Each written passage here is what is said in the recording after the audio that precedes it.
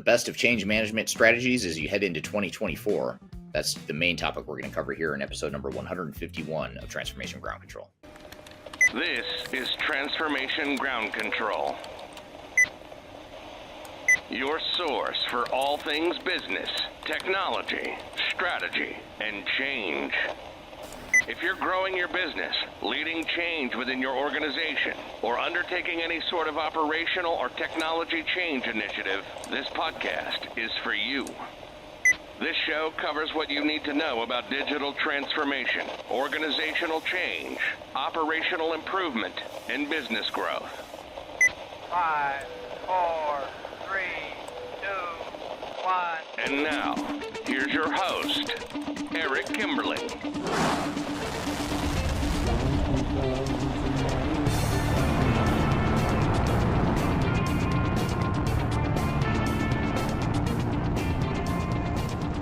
Hello, welcome to Transformation Ground Control, episode number 151. My name is Eric Kimberling here with Cheatham. This is the podcast that has everything to do with the digital transformation strategies that you need to know. We cover the strategy, people, process, and technology components of transformations here in this podcast. You can find new episodes at transformationgroundcontrol.com.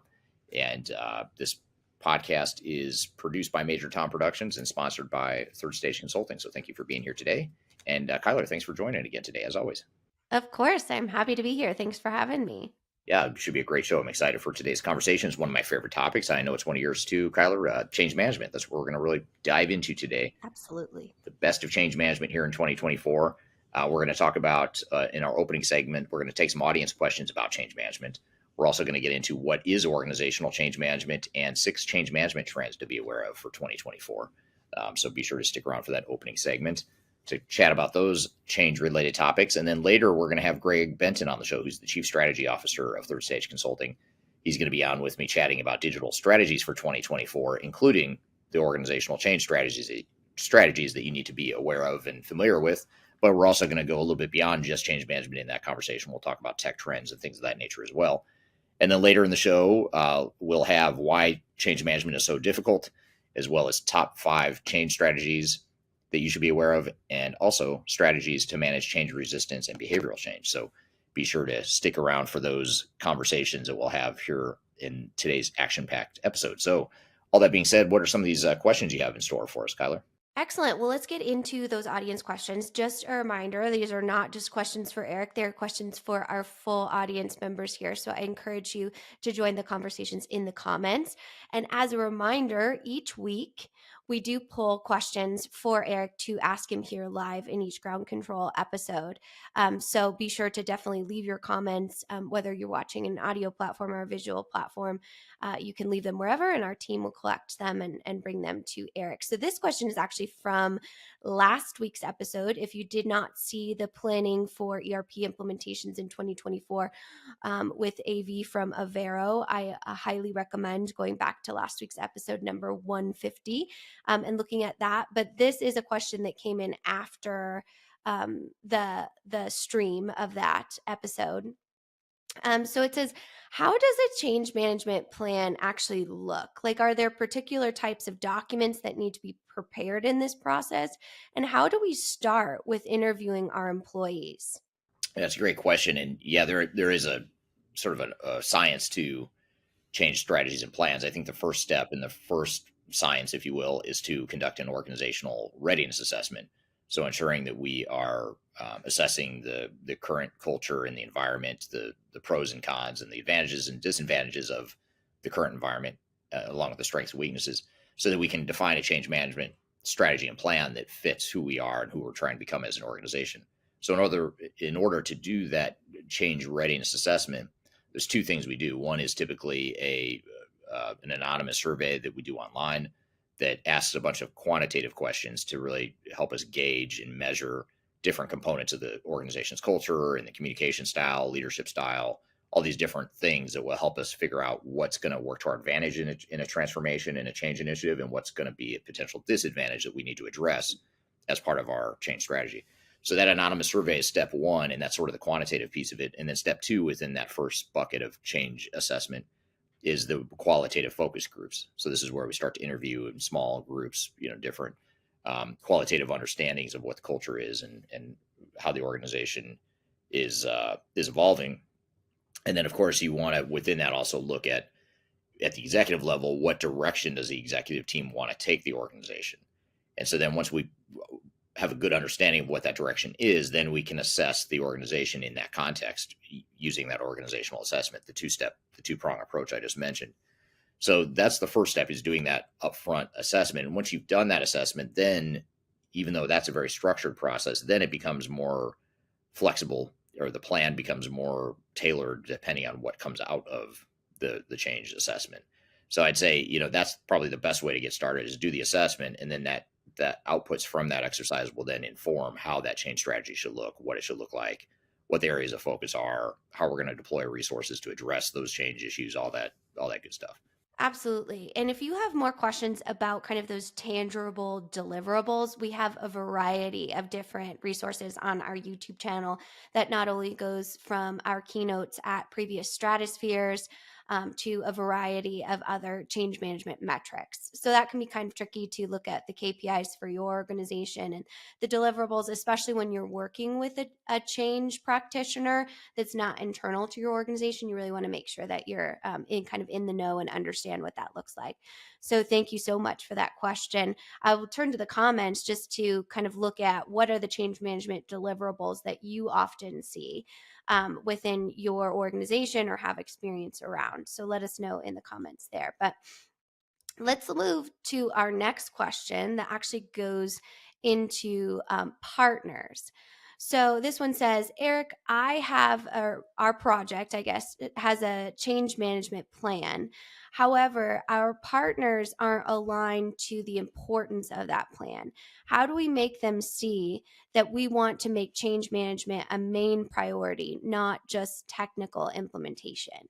That's a really good question. And in fact, I don't know that anyone's ever asked that question before, because a lot of times as consultants, we try to proactively preempt that problem by getting ahead of it, when we're helping our clients. But this is a very intuitive question, because they clearly see the need for change management, and their partners clearly don't see it the same way.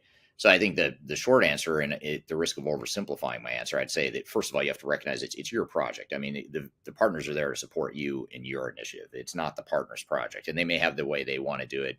They have their areas of focus. They have their strengths, the things they want to keep the project focus on. But the way I'd view it is, view it as a project that needs a general contractor. To use a construction analogy, you need the general contractor to manage the partners.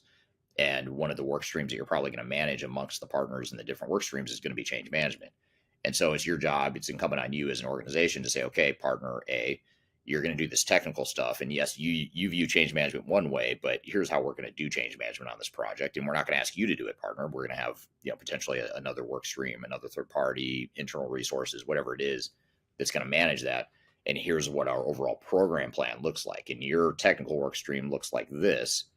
But there's other parallel work streams that are happening alongside that, and that constitutes the overall program. So I think it's part one of this answer is to say that you should be focused on ensuring that you have ownership of the project, and you treat it as your project, not the partner's project. And then also treat it as sort of a general contractor model, where you need to have that internal PMO that can manage the various work streams, including change management and including your partners. So that's probably the best way to tie it all together. Absolutely. A very intuitive question, and also turning to the audience of how do you make sure that you hold change management as a priority within your overall implementation. So that's definitely something that's so important. Hopefully, you have a vendor that can understand that from a cultural match to understand that that's something that's really important to you in your organization. So great question and great answer. Thank you, Eric. So let's talk a little bit about the different approaches when it comes to implementation. If you missed our best of implementation planning for 2024, go back to last week's episode. That's a great one to kind of get into the overall tactical approach to optimizing a successful technology implementation within your organization. This question actually takes that a step further, that says sometimes that hybrid approach of waterfall and agile, they actually called it Wagile, which I love, helps in overcoming risk. But is there more risk when it comes to an agile approach for change management failure? That's a good question. So in other words, let me think through this out loud. So is there a higher degree of change failure when it relates to Agile? Is that the question? Yeah, if you take an agile approach, are you Okay. more likely to fail at your change management strategies? Yeah, so what I'd say there is that you could be more likely to fail. I don't want to give it an absolute yes, you're more likely. I mean, it could. I would say yes, probably. You're probably more likely to fail, or you're at the very least you're more likely to have change issues. Partly because when you go through an agile approach, a lot of times that end state isn't as clearly defined. And I'm generalizing here. This isn't true of all agile implementations, but oftentimes when you go through an agile deployment, you haven't clearly defined what the end state is because you've sort of foregone some of that waterfall upfront activity that typically happens in a waterfall project. And so now you end up in an agile environment where you're deploying technology faster and you're moving faster. That's the good news. You're delivering value faster, presumably, but it's also now a moving target from a change perspective. It's harder to pinpoint how is this technology impacting people and how are they going to react to it and how can we get ahead of it. So it turns into more of a reactive change management effort instead of a proactive a planned change effort. So in other words, there's more chaos. You're sort of putting out fires from an organizational change perspective, and that's sort of the dark side of Agile that a lot of industry peers don't want to talk about, because Agile is sort of the movement. It's the trend. It's where most of the software vendors are moving. At the very least, they're moving towards a hybrid model of using elements of Agile, which is okay in moderation, but you have to recognize it's harder to get ahead of the change from a change management perspective when you're in an agile environment. Yeah, so it sounds like there might need to be quite a bit of governance around how do you implement change, how do you monitor it throughout the implementation if Yeah. that is the approach that's right for your organization. Yeah, absolutely. So, Eric, this is a question about project management and supply chain. So, if you are going through your PM certifications, is it important to have a change management certification for a project manager to be successful in a digital transformation? I think it can't hurt. I mean, if you're a project manager and you can add the soft skill and a certification based on change management, then I think that can help augment the hard skills of PMP certification or whatever PMO or project management certification you might have.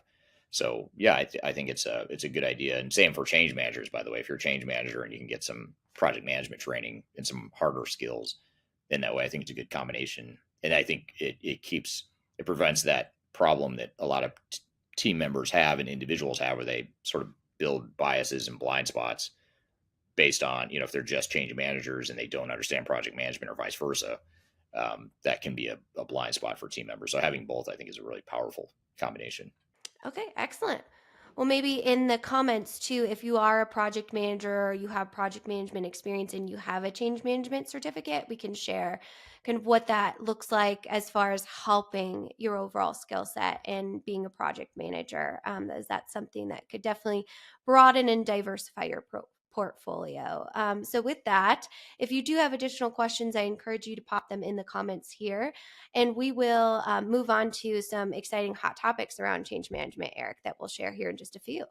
All right. Well, thanks for those questions, Kyler, and to the audience. Those are really good questions and super interesting and obviously relevant to change management. So thanks for the great audience questions there. We're going to continue this thread of change management in our best of change management episode. We're going to, after a break, we're going to take a quick break here. We're going to come back to what is change management and why is it so important. We're also going to talk about 6 change management trends to be aware of in 2024 and beyond. And then later in the show, stick around. We'll have Greg Benton on the show, who is going to be on with me to chat about digital strategies for 2024 and what you should be aware of and planning for in the new year, including change strategies, but not limited to change strategies. So we'll continue in the change management thread and get outside the bounds of change management as well here in a few minutes. And then last but not least, later in the show, we'll play you some video clips related to change management, further clips related to change management. We'll talk about why change is so difficult, top 5 change strategies, and strategies to manage change resistance. All that coming up later in the show. So be sure to stick around. We're going to take a quick break. We'll be right back with more Transformation Ground Control.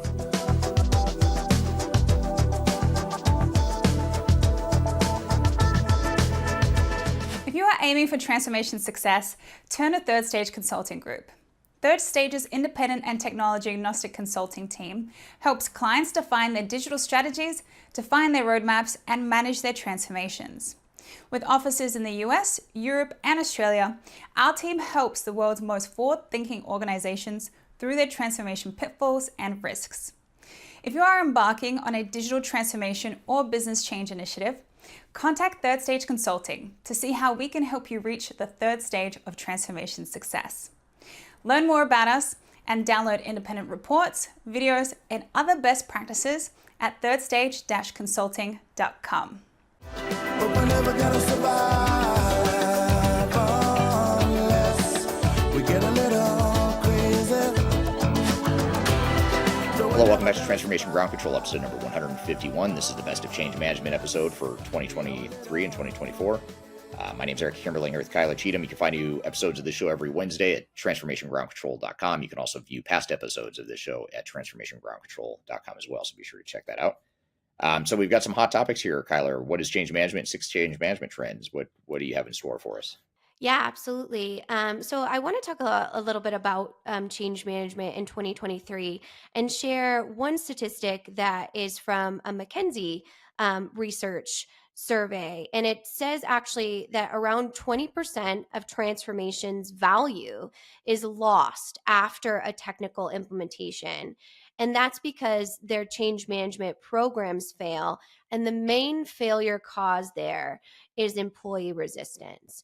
So this research talks about the importance of explaining the change and communicating the change around technology to employees. And we obviously know that's important, but the number one recommendation of some of this research is actually to put all employees through a digital literacy program as a couple weeks boot camp, so that you would actually shift through each department layer of your organization to have a whole digital literacy program to ensure that your transformation or organization is ready for a transformation.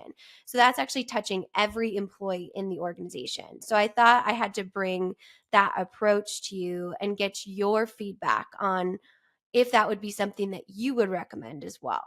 Yeah, I mean, if time and resource permitting, I think it helps to touch every person within an organization from a change perspective, simply because if getting them involved and asking them questions, that alone, regardless of what they say or how they get involved, it has a big impact, because now you've got more buy-in, you've got more involvement, you've got more engagement. It set the tone that this isn't just an IT project or an executive level project. This is something we all have to be a part of and contribute to. So I think if you can, it's easier said than done, but if you can touch every part of the organization, that's ideal. The downside, of course, is that takes more time. It takes more resources. It could slow down the project in the short term, although it could speed it up later, because now you've got more engagement, more involvement. So I think if you've got the patience and the fortitude to do it, and you've got the resources to do it, that's ideal. If not, then, a lot of organizations don't do that, and they end up doing some sort of hybrid approach, or they end up trying to touch as many people or as many stakeholders as they can within the organization without, necessarily touching each and every team member. And that's kind of the pre-work best case scenario.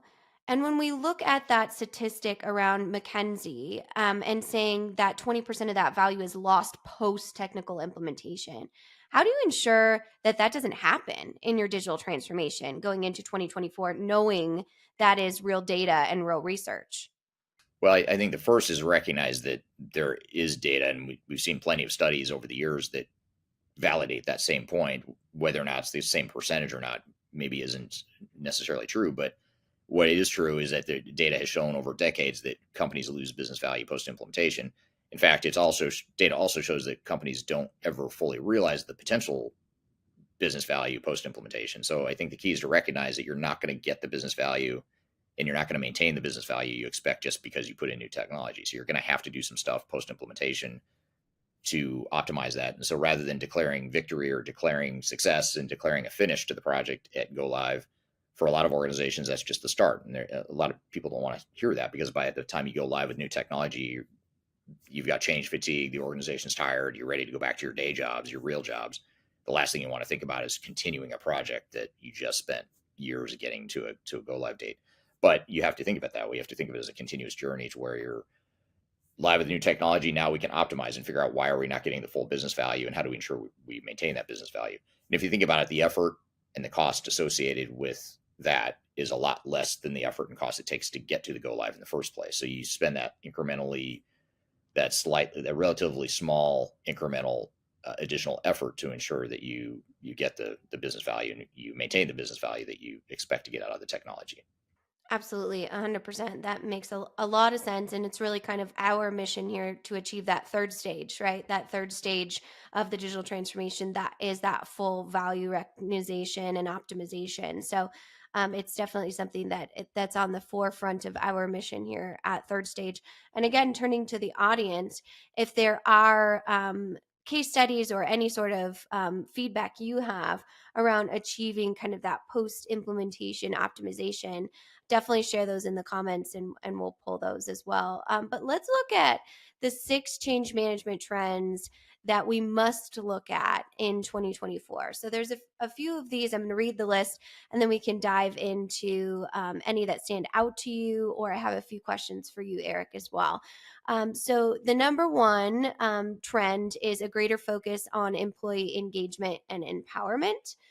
Number 2 is the use of digital platforms and technology to support change. Number 3 is more emphasis on agile and iterative approaches. Number 4 is managers and team leaders leading change, not executives. Number 5 is more data driven approaches to change management, like we talked about a little bit in our audience questions. And then also number 6 is humanizing change and integrating it into the full company culture, not just for a digital transformation. So of those 6, do any stand out to you, Eric, as especially important in moving into 2024? Well, I think the digital platform for adoption is interesting in using that more of that tech enabled approach to change. That's certainly one that I'm not used to hearing in these sorts of lists. So that's probably the one that jumps out the most, because I think there are opportunities to use technology to enable changes and also to help change teams scale the content production, the training, the just the overall materials and user adoption, especially from that perspective. There's a lot of opportunities to use technology to do that. That's great to see kind of that trending into utilizing, actually leaning on technology and the emergence of kind of those niche change management systems, or the integration of project systems having those change management functions. Curious to kind of turn to the audience to see if you've had any experience with change management technology or your reactions to that trends list. Definitely want to hear what your top trend is for change management moving into 2024. Okay, well, good stuff. Those are really good topics, hot topics for change management, and certainly relevant to the thread and the theme for today. And look forward to transitioning here, and as you mentioned, into the conversation with Greg Benton, who's our Chief Strategy Officer here at Third Stage, to talk about digital strategies for 2024. So we're gonna get to that here in just a minute. We're going to take a quick break. We'll come back with Greg Benton, and then later in the show, we'll have some discussion around why change management is so difficult, top 5 change strategies for 2024, and also strategies to manage change resistance and behavioral change. So we've got a lot more to cover. We're going to take a quick break. We'll be right back with more Transformation Ground Control. Just tell me what you've got to say to me. I've been waiting for so long to hear. Hi, my name is Eric Kimberling. I'm your host here on Transformation Ground Control. And if you haven't already, I want to invite you to buy my new book. It's called The Final Countdown: Strategies to Reach the Third Stage of Digital Transformation. It's my first book. I'm very proud of it. I love this book, and it was my attempt to create a summary and a playbook for what it takes to be successful in defining a digital strategy and a roadmap for your organization. So there's a lot of things we can cover when we talk about digital transformation. We talk about a lot of stuff on this show, but I wanted to condense it into a readable, sort of a sequential format that made it easy to help define a digital strategy for project teams that is unique to your organization, unique to your goals and objectives. So really hope you'll read it. I hope you enjoy it. Again, it's called The Final Countdown. You can read that book by scanning the QR code right here in front of you, or you can go to thefinalcountdown.com. Again, it's been an Amazon bestseller since it came out, so I encourage you to check it out, and love to hear your views and your comments on it too. So The Final Countdown, my new book, you can go to thefinalcountdown.com or scan the QR code in front of you. Hope you enjoy, and we'll see you soon.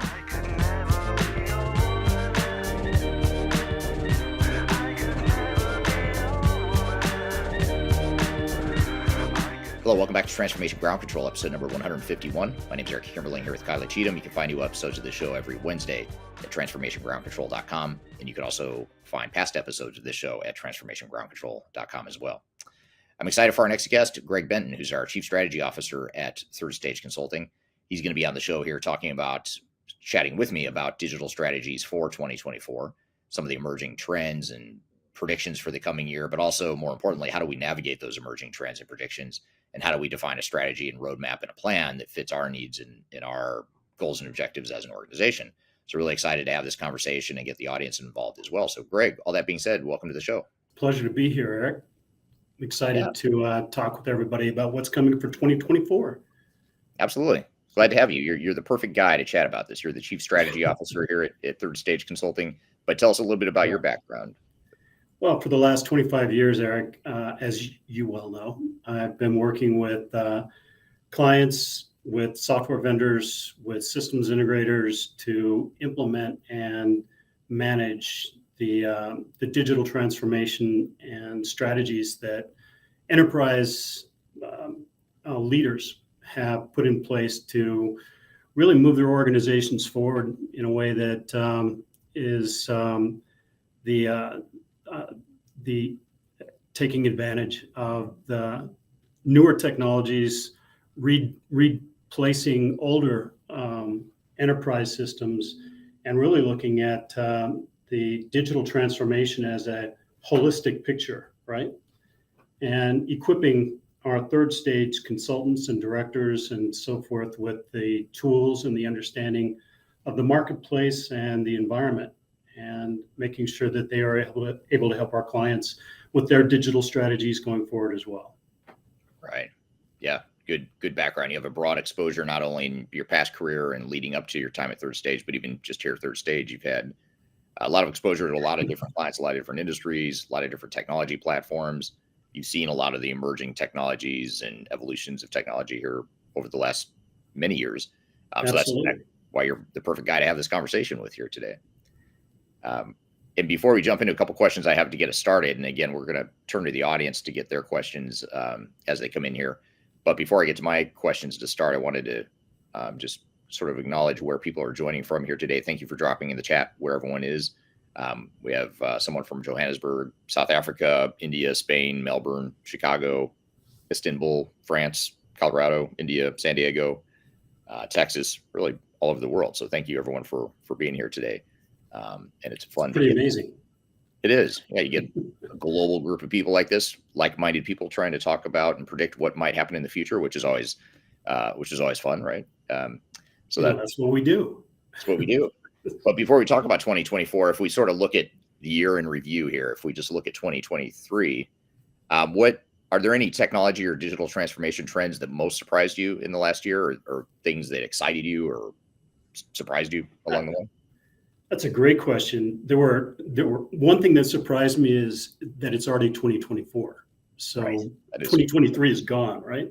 Right. But no, the two things that really surprised me and shocked me, frankly, one was the adoption of AI and machine learning within enterprise systems, right? So everyone's talking about how processes need to be improved, processes need to be mapped to new systems that are being implemented as digital transformation.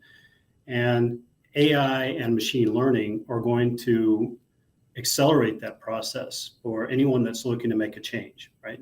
So we can get into that a little bit later, but the other thing that really amazes me is the continuing evolution from ERP, enterprise resource planning, to the holistic picture of digital enterprise operations, right? So instead of implementing a single ERP platform or system, enterprise that is forward-looking is really saying, what am I going to be doing for the next 10 years? What am I going to be doing for the next 20 years? And how are my existing and legacy systems going to interlace with that new platform that I'm needing to put in place to stay relevant, competitive, accomplish the mission that my organization has? I mean, that evolution to digital enterprise, or DEO, has really accelerated over the last year. Yeah, and what it seems to be doing is opening up a bunch of alternatives and options for organizations. It's giving more options to choose from. So in other words, they don't have to just go down the route of a traditional ERP system or traditional enterprise technology, they can use interoperability and digital enterprise operations approach to sort of find the best technologies that work best for them, maybe even pull in some of their legacy systems that they can't replace for whatever reason right away. It gives you a lot of different options and paths you can go down. What about, here's an interesting question from Kyler on LinkedIn that I thought would be interesting to jump into. She asked, what is an underrated digital strategy that you wish organizations prioritized? Or an unrated digital strategy, I guess is what she said. Underrated? It says unrated. Maybe she does mean underrated. Let's go with underrated. I think that's what she meant. I think from an underrated standpoint, the preparation of the organization before you even get into a selection process and determining where you're going to go. So taking a healthy phase zero approach to understanding what the organization needs to do, planning clear objectives for what the end state needs to look like, and building the business case around moving the entire organization forward, rather than having disparate departments within the organization wanting to go one direction and another direction. You really have to establish that executive alignment up front, as many of our clients have figured out and do really well, right? And those that don't tend to flounder. They tend to take an inordinate amount of time and expense to decide on a single software system as a technology, and not really looking at the people and process part of that whole equation, right? Yeah. And that's what I think is underrated, is the preparation of the organization. What do you see in that, Eric? Does it line up with you? Yeah, I would agree with that. I mean, the phase zero implementation planning and really just the whole exercise of clearly defining what it is you want to be when you grow up as an organization is something that a lot of organizations just overlook. And they sort of jump past that and say, well, let's just go find some technology and then that'll help us figure out what we want to be when we grow up. But it's sort of a chicken and the egg sort of problem, where if you don't have a clear vision of what your future state operating model is, or what you want your organization to look like, and what, how exactly you want to standardize business processes or things like that, those are big decisions, right? And those are big rocks you need to move and figure out how to define that so that you can find the technology and define the roadmap that best fits that. And so I think I totally agree with that. And I might add a second one, or maybe a close second, would be the change management. Change management is always underrated. It feels like just not enough focus on the human adoption and the people part of the equation. Oh, absolutely. Yeah. And I think that underrating of the people side of the equation is what leads to incredible expense. The organization gets weary of long and very, very complicated implementation processes. And without that upfront planning and making sure that you've got project teams that are going to be dedicated to the implementation all the way through, and that you're managing both sides of the implementation, both the systems integrators as well as your own people, that change just doesn't happen. The adoption doesn't become complete, right? So yeah, organizational change is definitely a big part of that. Yeah, totally agree. Here's an interesting comment from LinkedIn. I don't see who said this, but someone on LinkedIn said, I would like to redefine digital enterprise operations to digital enterprise optimization. So what are your thoughts on that? Hey, is that a valid point? I like that. It's still DEO, right? Right.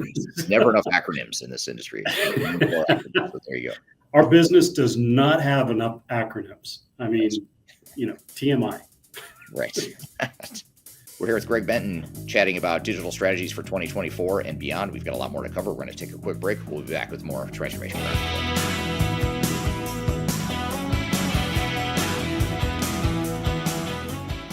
Interested in working for a company that truly values your unique skills and experience? Here at Third Stage, we don't hire based on resumes alone. We look at the full candidate, experience, and willingness to provide excellent service for our clients. Within a technology, independent, and agnostic consulting firm, you have the opportunity to learn across industries with a diverse group of clients. Our consultants also have the opportunity to diversify their portfolio and learn across technology systems. If you're interested in joining a high growth entrepreneurial organization, please reach out to us at work@thirdstage-consulting.com.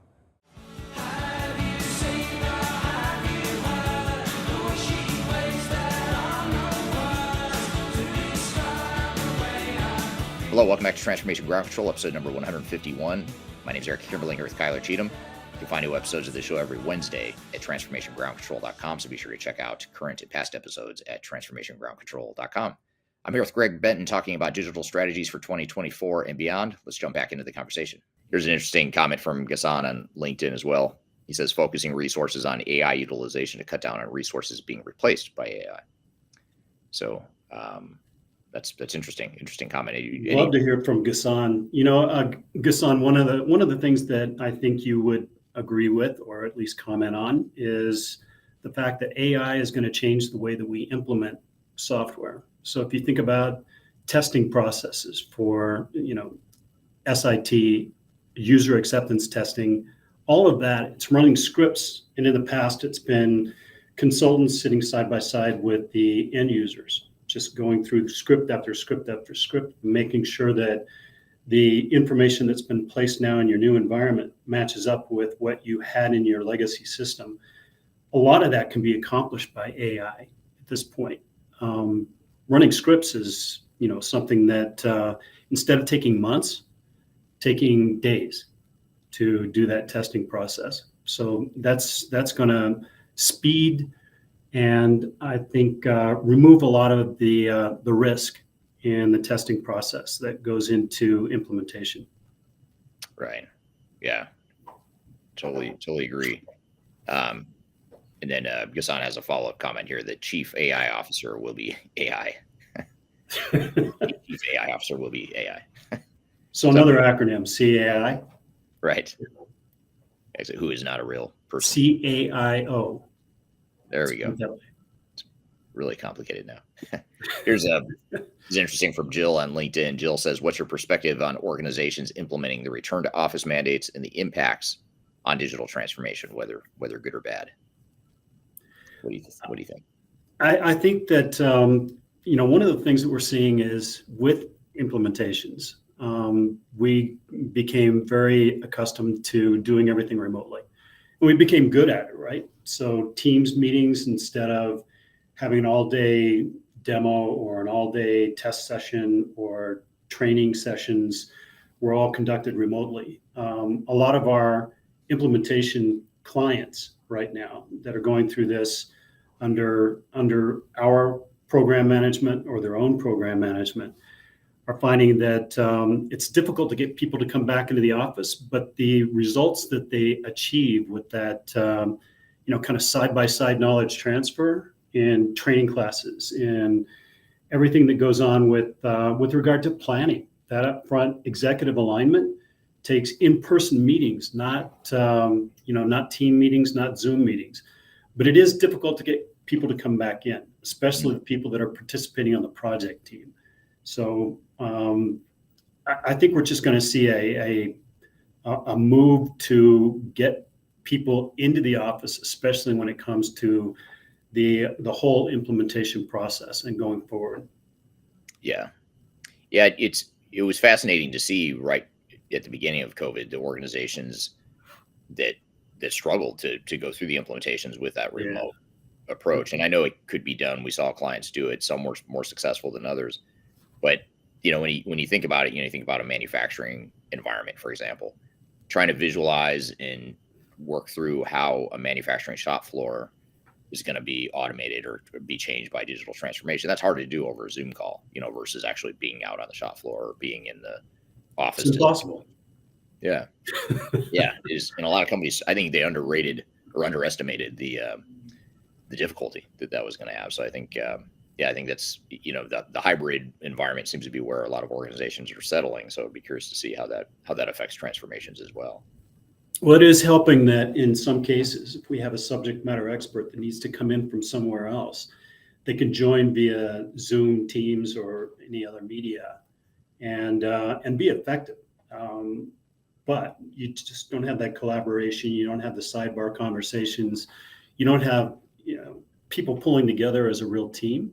Mm-hmm. Again, getting back to that change management, it's really difficult if you don't have people sitting side by side. Yeah. Yeah. Totally agree. Yeah. We didn't even talk about that. That change management piece is very difficult in a 100% remote environment. Not that everything has to be necessarily classroom-based training, of course, but just being able to work side by side with colleagues and change managers and people they're actually there to help enable the changes, I think is really important. That was a When you great look, point. That was a great point. what about when you look to 2024, or as we look to 2024, organizations that we're working with, we're helping them with their digital strategies, defining the roadmaps for 24 and beyond. What are some of the trends you're most excited about that we haven't already talked about? There are a number of things that are happening. One of those is people coming back to the office. Right. So we just touched on that, but no, I'm seeing that that move toward digital enterprise operations, toward the whole picture instead of looking at kind of the micro set of I need to replace a piece of technology or making a change for technology's sake. One department decides that they're going to make a move into a software application set, and everybody else is not moving along with that.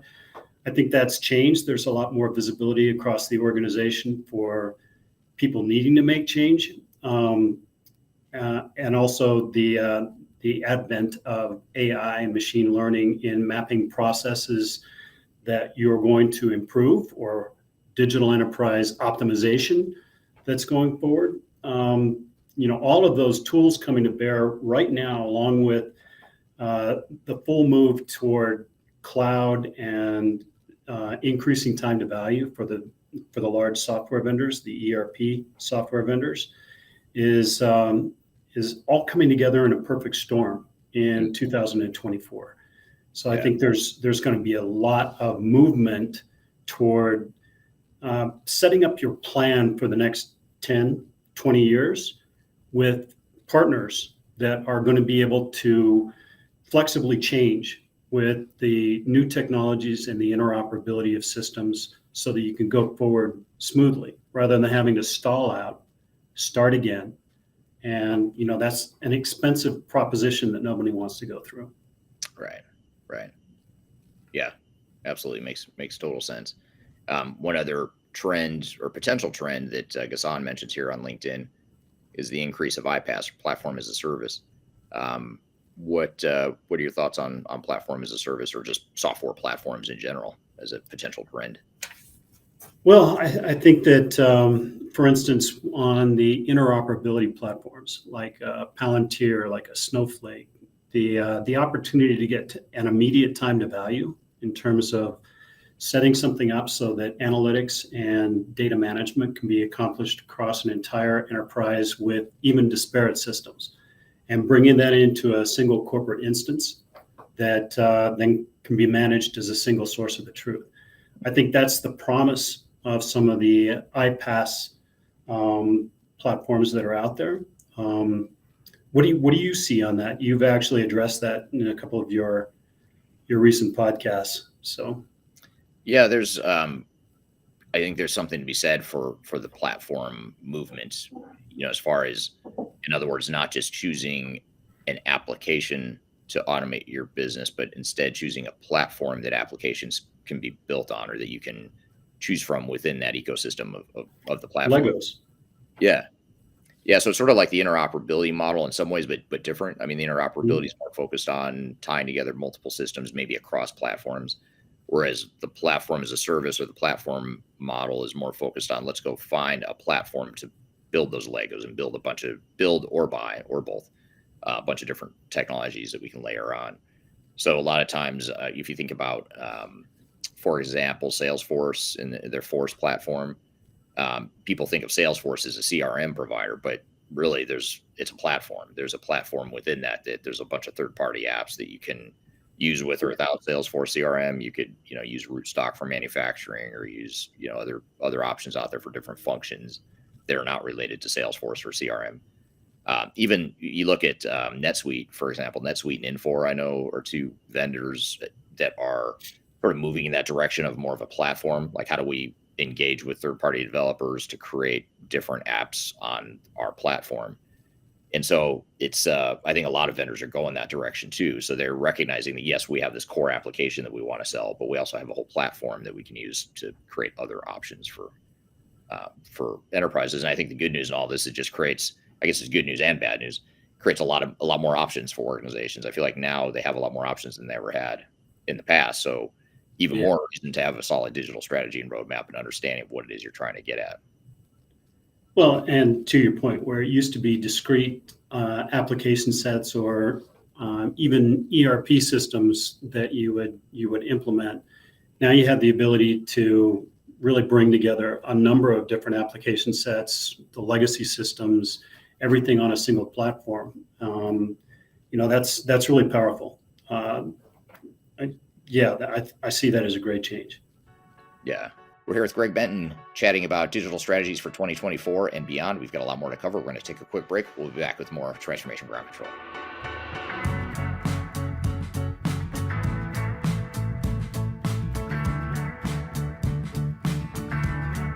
I'm excited to share our newly released 2024 Digital Enterprise Operations Report. This free download is available on the Third Stage website at thirdstage-consulting.com. This report is truly packed full of technology-independent and agnostic insights for your project to ensure that you're strategically optimized for success. Download your copy today with the QR code in front of me or visit our website for more details. I'm gonna leave it all out there and I'm gonna leave it all out there. Hello, welcome back to Transformation Ground Control, episode number 151. My name is Eric Kimberling here with Kyler Cheatham. You can find new episodes of the show every Wednesday at transformationgroundcontrol.com, so be sure to check out current and past episodes at transformationgroundcontrol.com. I'm here with Greg Benton talking about digital strategies for 2024 and beyond. Let's jump back into the conversation. Follow-up question from Reem on LinkedIn. Reem says, I'd like you to expand on the point about going from ERP to digital enterprise operations. Many companies feel obligated to upgrade their current ERP. These are huge investments, and they see that as the only way forward. And I guess I would add to that too, especially when you look at these sunset strategies that software vendors are deploying to say you need to get off this old legacy system by 2025 or 2027, whatever the year is, depending on the vendor. So I guess the question is, do you have more, how do you navigate this whole concept of digital enterprise operations within the context of forced ERP upgrades? Well, I think that's a good question. And the upgrade of many of the enterprise applications out there, I could mention a few, but virtually every enterprise system that's moved to a cloud platform in the last 5 to 10 years has legacy systems that are on-premise, that are single tenant hosted cloud applications. And an upgrade is really a misnomer in many of those cases. It's not an upgrade. It's a completely different set of applications that you're moving to. Yeah. So where we talk about an upgrade, that's a very clean way of saying we're going to migrate from our old applications to our new applications. The problem with that is it's a lift and shift that doesn't take into account the fact that you're moving to a completely different operating system substrate. You're moving to, in many cases, a completely different set of applications that is cloud-based instead of on-premise or single tenant. So you don't have the control or the customization capability that you had before. Moving those customizations into a new system is not an upgrade. It's a complete re-implementation of systems. So, that's where I think I make my stand, is the upgrade of old legacy systems on the enterprise side is not truly an upgrade. It truly is a re-implementation or an implementation of new systems. So why not go out and take a look at what is going to sustain us as a business, as an organization for the next 10, 20 years, rather than let's upgrade our old system, take our old processes, move them into the new system. We have an equation for that, right? It's old processes and new technology equals expensive old processes. So you really want to take advantage of this time to understand what your options are from an enterprise standpoint, and then fold that into the entire digital enterprise operations journey or optimization journey as you go forward. What do you see in that, Eric? I mean, that's something that you talk about often. Yeah, it's I totally agree with everything you just said. I would also add though that not only is it a re-implementation of software when, let's just say, you're going from SAP ECC to S4 HANA, that is a Yeah. re-implementation of new It's a software. great example.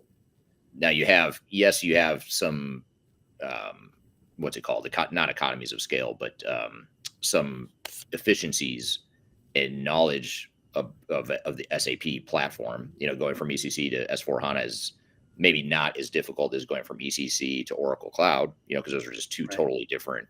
Even though ECC and S4 HANA are two different systems, at least it's the same vendor. They have that same SAP look and feel, and organizations tend to have knowledge bases that can work to their advantage if they're sticking with their current vendor. But what you find, in addition to it being a whole re-implementation of new software that isn't a lift and shift, is also the fact that now you're getting a different system with different capabilities and different strengths and weaknesses than what you had before with, say, ECC. So S4 HANA brings new stuff to the table that you might not have had with ECC, but there's also some stuff that ECC has that S4 HANA does not. And Right. we see that a lot with clients where they just assume that, well, it's got to be ECC plus all the new stuff from S4 HANA that we're really getting. That's not the case. So the reason I bring this up is because it's not even just a matter of necessarily choosing a new system. You could decide, let's go look at Oracle and Microsoft Dynamics while we're at it, because this is a total re-implementation. That I totally agree with you. That is something it would behoove organizations to do. But even if you do decide to stick with the same vendor and just go down their cloud upgrade path, you want to find the gaps and the holes in that so that you can figure out how we can address those. And it might be that we need third-party apps or some sort of customization or whatever. There's some other option that we might need to address those gaps. And that's where a lot of companies get in trouble. Is they don't do that. Then they try to guess as to how long it's going to take, how much money it's going to cost, but they don't have the right inputs or the right understanding of what they're really getting into. That's exactly why that upfront strategy and planning, phase 0, is really critically important. You establish the total cost of ownership of moving from one system to a new system, or staying with the system that you have, but upgrading to, for instance, the cloud version. I mean, going from Lawson to Infor Cloud Suite is one of those examples, right? But there is a great advantage in some cases in staying with the incumbent, because just exactly as you pointed out, some of the processes, don't have this complete overhaul. Also, you've been with a partner for years that has been working with you on your enterprise business processes, and sticking with that same partner may be a very good move for the organization. Right. So you shouldn't just throw the baby out with the bathwater, so to speak, and make a change. Yeah, totally agree. That's a great question though, Reem. Thank you for that question on LinkedIn. A lot of good questions here. Bear with me as I try to sift through. Sure. There was a question, one question that came in earlier that I want to come back to, that's sort of building on this whole thread we're talking about. And I'd be curious to get your thoughts on this. This is from Kyler on LinkedIn. She says, Eric, you mentioned in your 2023 trends that we would see the death of the big ERP vendors. Is that still a main prediction continuing into 2024?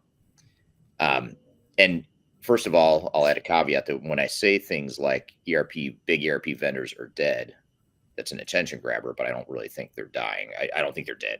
I think they are slowly dying. And I think over time, there's some chinks in the armor of their market share and of their position and their stature in the industry and their relevance in the industry because of all the things we're talking about. You've got all these other trends that are not working against big ERP vendors, but they're alternatives to the big ERP vendors. And they're giving customers more options and different paths they can go down. They don't have to just upgrade to S4 HANA because SAP tells them they should. I guess my point in that prediction that I originally made is that the big software vendors like SAP, Oracle, Microsoft, they're violating the trust of their customers. And I think long-term that's going to hurt them because they're forcing these premature migrations to the cloud because it's in their best interest, it's in the vendor's best interest, but not necessarily the customers. So I think it's creating a lot of chaos and confusion and panic in the industry that will probably come back to haunt them. And to your point, Greg, it's causing organizations to say, well, if this is a total re-implementation going from ECC to S4HANA or going from Microsoft Dynamics AX to D365 or whatever, we might as well just go out and look at some other vendors. So I think that's what I mean when I say the death of big ERP. I think over time, if they continue to operate this way and the market forces and the options continue to proliferate in the marketplace, I think eventually you may not see these three big vendors as the dominant players. All we have to do is look back at Bond. Bond used to be the number one ERP vendor in the marketplace. It wasn't that long ago. And where's Bond now? It's buried somewhere within Infor right now, and they're trying to figure out ways to get people off Bond into other Infor products. So I could be curious to get your thoughts though on that. What do you think about the big ERP vendors and what all these trends we're talking about? What does it mean for the big ERP vendors, in your opinion? Well, I've had an opportunity over the last year and a half to see the roadmaps for a lot of the large ERP vendors. And I would respectfully disagree with you a little bit in terms of the death of the ERP vendors. I think the ERP vendors are pivoting and incorporating new technologies and things like Marketplace, where people that are using their enterprise systems can go out and pick up new functionality, new technology, and basically plug and play into their existing systems. Those things are changes that are rapidly keeping the large enterprise systems relevant. What I am seeing is a death of the. This is going to be controversial. So death of the GSIs. So the global SIs that actually implement and influence the sale of different software systems into organizations, I think have not been trustworthy in that idea that they would go in and independently choose the best solution for a client, for their business, for their operations. They actually try to steer things in a direction that's going to point toward their own implementation practice that is aligned with a single ERP vendor. And so that's what I think is going to be dying. I think that the large enterprise systems, the ERP systems, are understanding that has been going on for a long time, and they're taking things into their own hands. That's the direction I think that's going. So I guess what we can both agree on is that there's going to be disruption to the industry. It's just a matter of the incumbents in the industry are going to be disrupted. It's just a matter of how significant and which ones are going to be the most impacted, whether it's the GSIs or the vendors or some combination of both.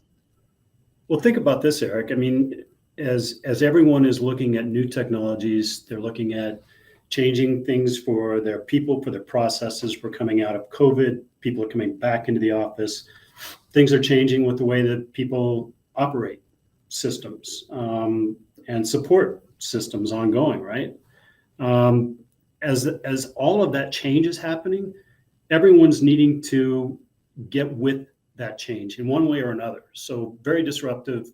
My business, in order to keep up with the business down the street, it's got to automate a lot of the processes that we currently have. We've got to update everything that we've got from a security standpoint, from an enterprise operations standpoint, from an analytics and data standpoint. And where are the resources going to come from to be able to accomplish all of those implementations, all of that change?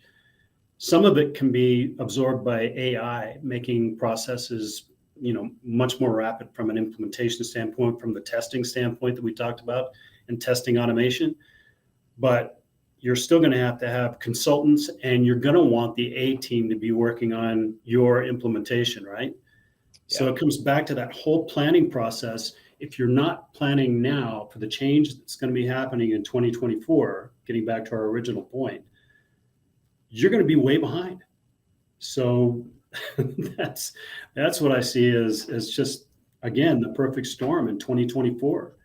It's going to be a lack of resources to do things, a lack of understanding about what's coming next, and a big demand for people to move off of old legacy systems onto new technology and get their people to change and come along with that new technology.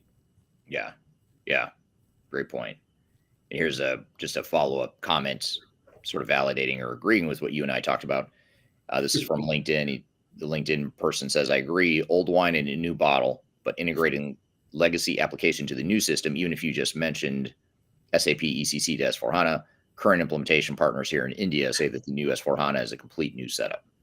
So sort of agreeing that S4HANA is not just a re-implementation or it's not just an upgrade of ECC. It's a completely new setup, which is part of the appeal of S4HANA. Is a totally different product. It's cloud-based. It's built on the HANA platform, et cetera, et cetera. So there are upsides. It's not just that SAP decided just to change everything for the fun of it. They are doing this as an improvement, but so that's the good news. The bad news is it's not as simple as it may sound. We're here with Greg Benton chatting about digital strategies for 2024 and beyond. We've got a lot more to cover. We're going to take a quick break. We'll be back with more Transformation Ground Control. When I wake up, well, I know I'm gonna be the man who wakes up next to you. When I go out. If you are aiming for transformation success, turn to Third Stage Consulting Group.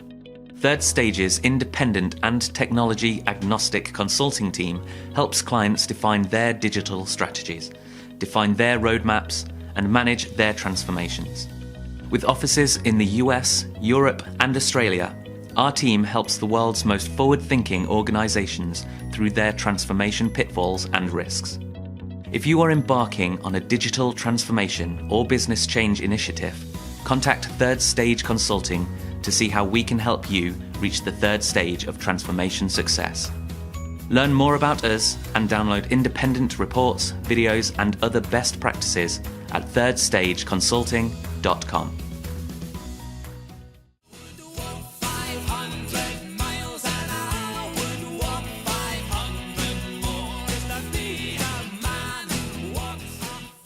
Hello, welcome back to Transformation Ground Control, episode number 151.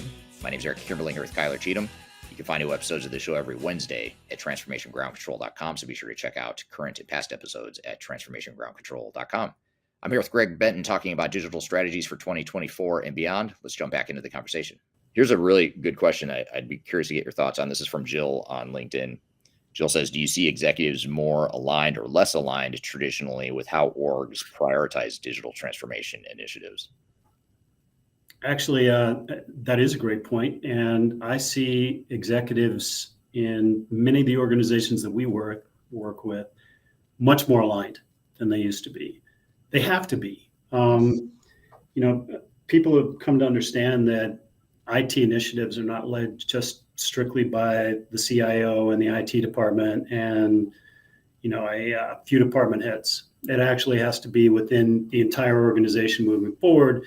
And organizations really now get into fiscal planning that says, all right, if we're going to do something, we have to justify it. So as you, Eric, say in your book, in everything that you talk about, beginning with the end in mind is what organizations are doing now from a planning standpoint. So they're getting into that phase zero approach to getting the organization moving in the same direction, understanding what the business case is for implementing it. Nobody's going to implement a new system unless it's justified with the return on investment that is planned in the end state. And so I'm seeing organizations align around that theme, right? What can we do that's best for our people? What can we do that's best for our organization moving forward, either in our mission to take care of patients, to educate students, prepare them for life, or manufacture a product that is going to eclipse other manufacturers of the same product. So that's really just come about in the last 5 years or so. Before, it used to just be an IT or an internal project to move to a new technology just for technology's sake. So I think that's changed quite a bit. Yeah, totally agree. And it's good to see that. I think first of all, coming back to the question itself, I think the key word here is aligned. Are executives aligned, and how have they prioritized this transformation initiative? Those are two really important points. They're worth noting, because you want to make sure that the organization as a whole is aligned, beginning with executives, but you also want to make sure the rest of the organization is aligned with what is this digital transformation mean to us? How important is it? What is it we want to accomplish out of it? How do we declare victory? How do we measure it? What's the business value we want? All that stuff, that's all part of that digital strategy and roadmap, that in that phase 0 planning that you've been talking about too. And hence the whole reason for this conversation. It's important to figure this stuff out and understand on the macro level what all the trends are happening in the background and in the big picture, but then honing in and saying, okay, there's all this stuff, there's all this noise in the industry, all this stuff happening. Let's pick and choose what is important to us and define that clearly define that roadmap and plan to go forward.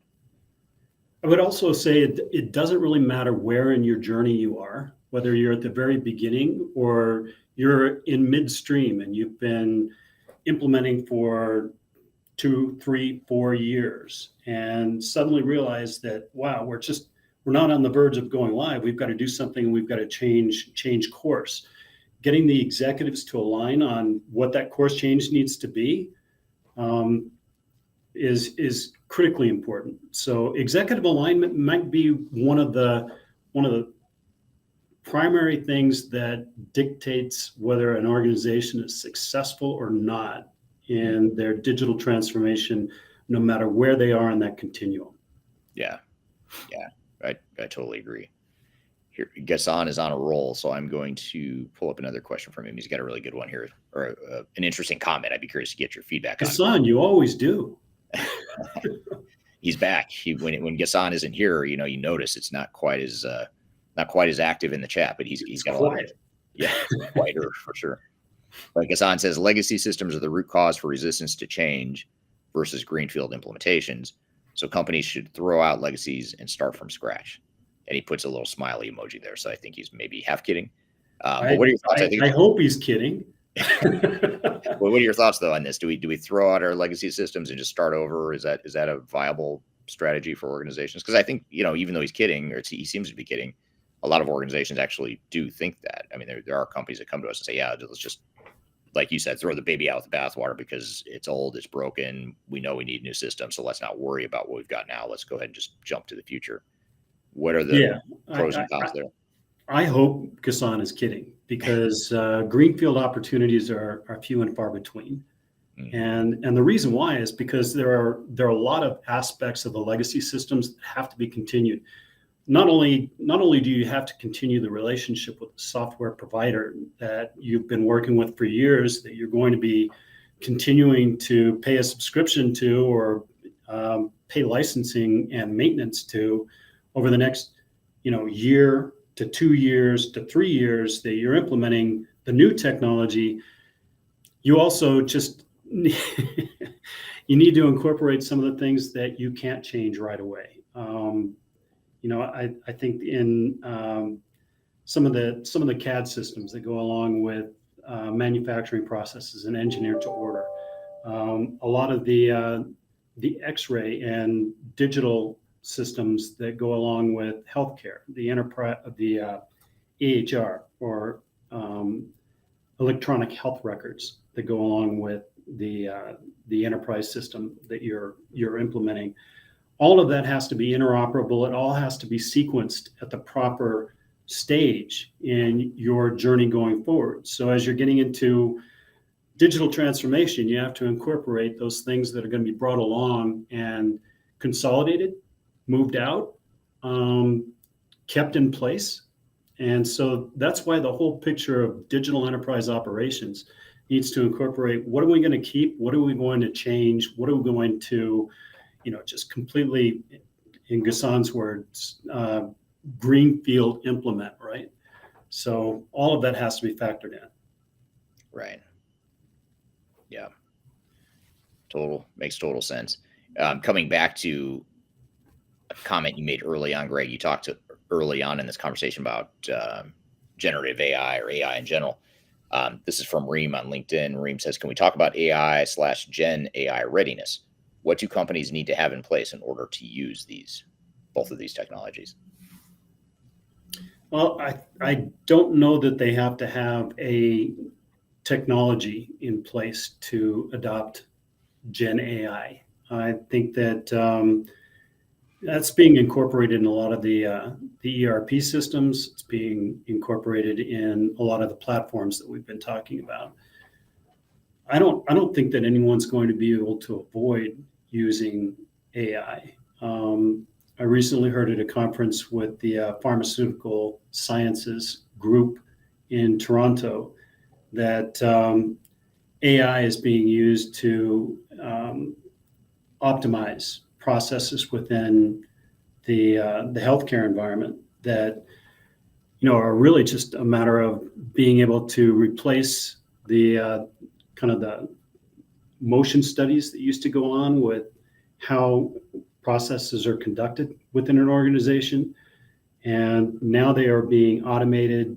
You can place agents on desktops to see how people actually click through different application sets. And you can find that optimized way of performing any operation within an organization. So I don't think it's so much preparation as it is learning to adopt and change with the flow. As more and more AI becomes available to us and is used in different ways, we have to adjust to that. And I think that's going to be the biggest thing coming. Yeah, makes total sense. And then there's also the data consideration too, just making sure that these reams of data that your organization has accumulated over the years, that it's cleaned up, that it's relevant, that it can actually be used for AI and Gen AI purposes. I think that's a prerequisite as well, just making sure that the data piece of it has been addressed. And that's true whether you're going with an AI model or analytics or even just business intelligence and reporting, more fundamental business intelligence and reporting. You need those strong data inputs as well. Eric, are you getting back to that whole phase zero and data cleansing discussion? I'm teeing it up for you. Yes. Yeah. And it's funny. We just keep coming back to that. You do that phase zero strategy, roadmap, plan, all that stuff up front. It's not going to solve all your problems, but it's going to help you work through some of these things. So for example, if you're going down the path of AI, the data and some of the things you talked about as well, these things are going to be major activities within that roadmap, and you can start to lay out and figure out how you're going to go about that. Right. So what, if we look to risks, what do you think the biggest risks are that organizations will face in their transformations in 2024? Maybe that might be different or more risky, than in years past.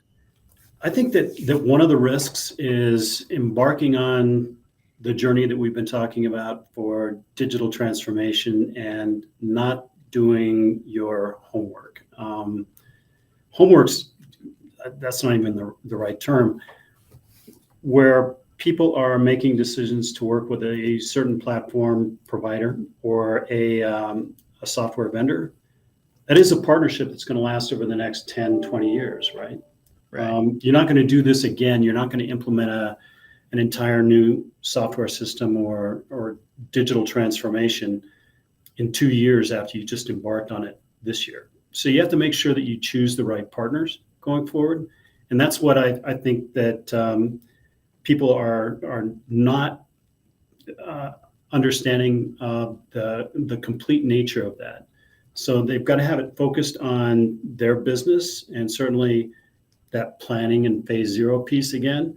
But you also have to choose partners that are going to be with you in the entire journey, that are going to be able to adapt to the new technologies that are coming in that journey as well.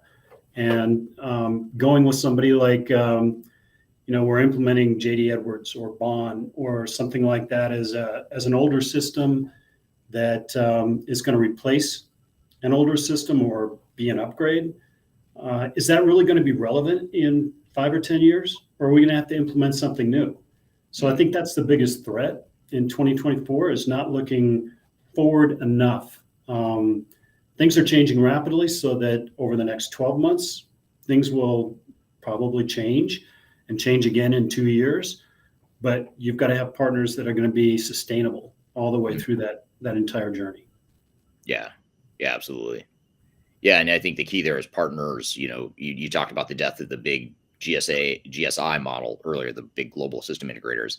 Yeah. Part of the problem there is, to your point that you made earlier, they're focused on one technology when in reality, most organizations need multiple technologies to automate or to enable their digital transformations. And so having multiple partners that can help you navigate that, and then also having that PMO, that program management on top of and integrating the entire program, the entire transformation. True. That's another key component too. What are your thoughts on the PMO side of it? I know that's something that you might be almost as passionate about PMO as you are phase zero implementation. Well, I am. Well, the known industry statistic that we put out there all of the time that everyone has agreed upon is 70 to 80% of implementations fail to meet objectives for an organization. And as you're bringing together multiple systems that you just described, so you may be implementing an ERP system like an Infor, an SAP, an Oracle, as well as Salesforce, as well as UKG from a workforce management perspective. All of those pieces coming together need to be coordinated, managed, and too often that management is left up to the software vendor. It's left up to the systems integrator, whereas, as I do call them, the wrench turners that do a great job of implementing that software system, right? But it's one software system. So bringing that all together under an umbrella and assigning the right governance within the organization as an extension of your internal team is vitally important to a successful roadmap for the entire digital transformation. So PMO is critical. Yeah. Now, in addition to PMO, you and I, and especially me, are excited about change management, the human side of change. So back to another comment from Ghassan. His comment here is, we need a bit of emotional intelligence as people are seeing automation taking over some of their jobs. Literally, change management will be changed to AI. But even if we set aside AI and just focus on technology in general, I think he has a really good point here about needing emotional intelligence as automation becomes more advanced, whether it's with AI or some other form of automation. It's a threat to people's jobs. It's a disruption. It's just becoming increasingly more difficult for humans to adapt to these changes because the technology has changed so fast. The technology can do so much, which is a net positive, but the negative, the thing that could undermine that net positive, is the fact that you've got these human reactions to it. So, how do you see change management fitting into this phase zero digital strategy roadmap planning, that whole bucket that we've been talking about? How do you see change management fitting into that? Well, as somebody put in a book, it starts with the end in mind. This is a shameless plug for the final countdown. Someone had to do it, so thank you for doing that. Take it. The way that people need to look at this is organizational change doesn't start when you've got the implementation in place and you're about to go live and you're taking everyone through training. Organizational change starts from the very beginning. So it's the preparedness of the organization to move into something new. And yeah, there's a lot of fear around AI and what it's going to do, and I think that's largely attributed to the Terminator movies that we saw back in the 80s. Mm-hmm. Yeah. But I think it's going to help things. I think it's going to improve processes. And when we see people, hundreds of people in a meeting talking about where the organization is going, what their mission is, how we're going to embark on this implementation of a new technology for the organization. And we see this quite a bit in kickoff meetings, right? The organizational change has to happen with communication. This is not you losing your job or taking anything away from you. It's making your job better. It's simpler. It's more streamlined. So, that intelligence piece of this, you have to connect with what people are doing in their day jobs and make sure that they understand that this is being put in place so that you are better at your job, so that things are going to be simpler, easier, and it's going to be rainbows and sunshine all the way through. Not quite that rosy, but we do have to start with that end in mind. And this is what you're going to get as a reward when we get through all of this, and then get everyone aligned with making that move from the very beginning. Yeah. And it's easy to fall into the trap of thinking that's not going to be difficult, because when we're talking about phase 0, implementation planning, defining a strategy and roadmap, that's when you're sort of the most optimistic as a team in an organization, not because you want to lose that optimism, but because that's where you see the possibilities, you get excited about the possibilities, you get some clarity around how we're going to move off of our broken, outdated systems onto something new. So that's when the excitement is generally the highest. So it's easy to overlook the change management piece and say, well, everyone's excited. I don't know what the problem is. People aren't going to resist this. They're excited. But then the problem is inevitably, when you get into the reality of what the changes mean, that's when organizations start to push back and people start to freak out and have negative reactions that undermine the excitement that was original. So I think you have to sort of anticipate that people are going to become somewhat of a buzzkill, if you will. At some point, they're going to become and that's a technical term that we use in the industry, the buzzkill thing. In case you didn't know, but it is something that undermines that excitement. So you've got to have a change strategy and plan that'll allow you to overcome that, and that should be part of that phase 0 plan and that overall digital strategy. Yeah, you've always done a great job of really just kind of evangelizing that whole change management from the very beginning, and it's absolutely true. Yeah. Well, I guess just to maybe close it out here, and I think I might know what you're going to say to this just based on what you've said so far, but I'll ask it anyway. But what closing advice would you give to organizations and project teams that are about to begin a digital transformation in 2024 in order for them to define that digital strategy that makes the most sense for them? Well, Eric, I think that's a couched question, right? First of all, begin early and often, because as we talked about, everyone's going to be going through this change. Everyone's going to be, frankly, fighting for the resources, for the understanding of their organizations and moving forward in a single direction, accomplishing change in the smoothest manner possible. I think that beginning with the end in mind, as we were just talking about, going through that phase 0 and organizational planning and doing it quickly, and then moving into a plan that is in alignment with the organization, with the executives, and not something that's pushed down through the organization, but something that is actually moving everyone forward at the same time. That's what I think that has to happen very early in 2024 if it already hasn't happened for your organization. Yeah. Thank you, Greg. Great conversation. Appreciate having you here today, and great audience questions as always. And really love chatting about how digital strategies and roadmaps for the coming year are going to unfold. And that was a good segue, and hopefully gives us some good inputs to define a roadmap and strategy for the coming year. We've got a lot more to cover here in this Best of Change Management episode. We're going to keep going with the change management thread. As we just did, as we were talking about digital strategies for 2024, we talked a lot about change management within that thread, but we're going to shift gears a bit and really hone in and go a little bit deeper into change management here when we come back from a break.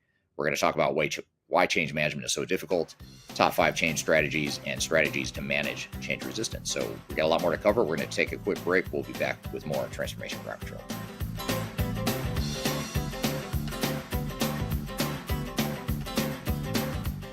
Hi, this is Eric Kimberling with Third Stage Consulting and your host of Transformation Ground Control. I want to encourage you to read our Guide to Organizational Change Management. It's a free report or free guide that we published. It's one that I actually wrote that talks about best practices and lessons learned as it relates to change management. So as you know, on this podcast, we cover a lot of stuff related to the human sides of change, organizational change management, including training, communications, org design, all kinds of stuff as it relates to change management. So if you're trying to learn more about change management, or you're looking for more direction and ideas on how to get started on your change management strategy and your overall journey, be sure to check out this guide. You can read it by scanning the QR code on the screen in front of you, or in the links below for this particular podcast episode. You can find a link to take you to the page that will allow you to register to go ahead and download that and read it for free. So be sure to check it out. It's the Guide to Organizational Change Management written by yours truly. I hope you enjoy it. Let me know what you think, and hope you enjoy the rest of this episode. Get me wrong. If I split like reflected. Hello, welcome back to Transformation Ground Control, episode number 151. My name is Eric Kimberling, Earth Kyler Cheatham. You can find new episodes of the show every Wednesday at transformationgroundcontrol.com, so be sure to check that out. I'm excited to play you a few clips here. We've got a few things we're going to cover here in these last few minutes. We're going to talk about first why change management is so difficult, and we're going to come back and talk about more change strategies after this. But we thought it'd be good to set up and cue up the conversation by just backing up a little bit and just talking about why change is so difficult. And that sets up a conversation that we'll have here in a moment about what are some of the strategies we can deploy to overcome that difficulty in change management. So this clip that we're going to roll for you here is a clip that's about 20 minutes long. It features myself, Mehdi from Technology Evaluation Centers, and Marcus Harris from Taft Law, who's an attorney that deals with software failures. So pretty broad, diverse perspectives here on why change management is so difficult. So let's roll the clip, and we'll come back from that and dive into some strategies as well. When we're going through digital transformations, one of the biggest things we need to worry about is change management. We have to focus on the human component of change to really help them and enable and embrace those changes. So what I wanted to do today is jump into a conference that we're hosting. It's our annual Digital Stratosphere Conference. I'm going to jump into this conference and ask some of the industry experts that are there with me, some of the speakers and thought leaders and other attendees that have been through transformations. I want to ask them their views about change management and how difficult change is and what some of the reasons for difficulty are. So let's jump into this conference and talk to some of the experts to find out how difficult change is and why. Let's go.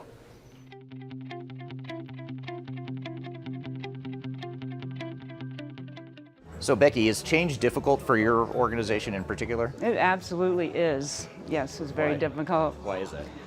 Well, we have a lot of tribal knowledge and a lot of people that have left the organization because of aging out in education. People have stayed there a long time, which has not been recorded. So we have all these silos, and we have not captured it the way that we probably should have to be more successful with this digital transformation.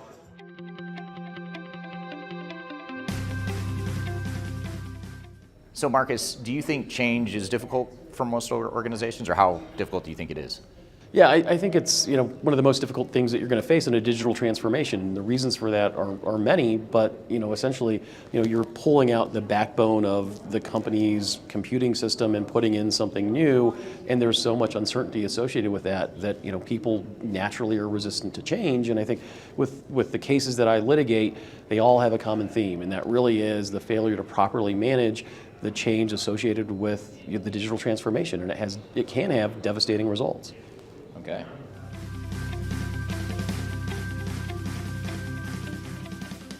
Mehdi, one thing I wanted to ask you is, do you think change is difficult for most organizations, and why? Yeah, the easy answer is yes. The why is very complex, but most common causes of that resistance to change comes from the comfort level that people feel in doing their daily work, and they don't want to change it because they're afraid of what the future can bring, and the new technologies, and whether they're going to lose their jobs, they lose their influence.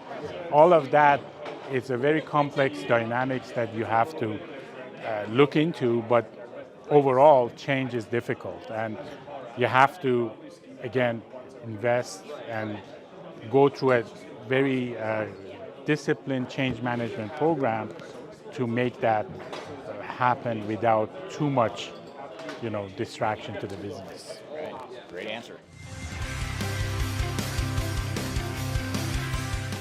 All right, so Kristen, you're about to become a YouTube star because you're being filmed right now on my YouTube channel. Dozens of people will see this video for sure. Dozens. Dozens. All one of them. You're right, and half of those are my mom. So, but in all seriousness, I have a question for you. What is change difficult for most organizations that go through a digital transformation, and why? Change is difficult for everybody. No matter how much an organization says they want to change, the desire to stay the same is always greater. And what's beguiling is how many people will complain, but really invest in staying the same. And so, yes, change is extraordinarily difficult. And what's also important to note is the saboteurs to change. And so one of the things, again, we talked about adoption being critical, effective learning tools, effective leaders that actually get out in front and foster that change, but they have to be of the people, if you will. Obviously, executive sponsorship and endorsement all the way down. But yeah, change is really, really, it is, there's many days you might as well just say, we're out and let's not do this because it's that hard. So you have to be super, super committed to not only get the value out of your investment, but really push your company forward. And I do mean it, push it, like the wrong end of an elephant. Right.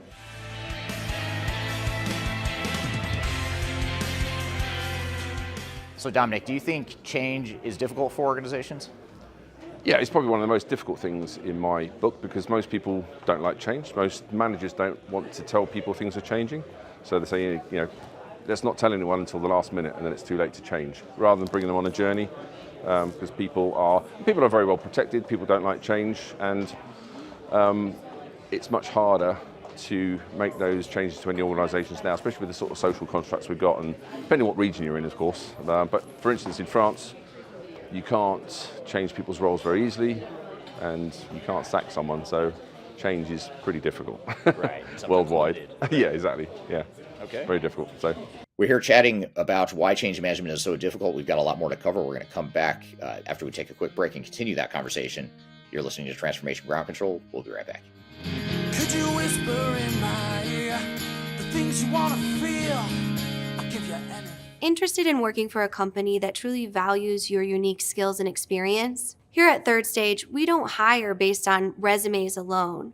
We look at the full candidate, experience, and willingness to provide excellent service for our clients. Within a technology, independent, and agnostic consulting firm, you have the opportunity to learn across industries with a diverse group of clients. Our consultants also have the opportunity to diversify their portfolio and learn across technology systems. If you're interested in joining a high-growth entrepreneurial organization, please reach out to us at work@thirdstage-consulting.com.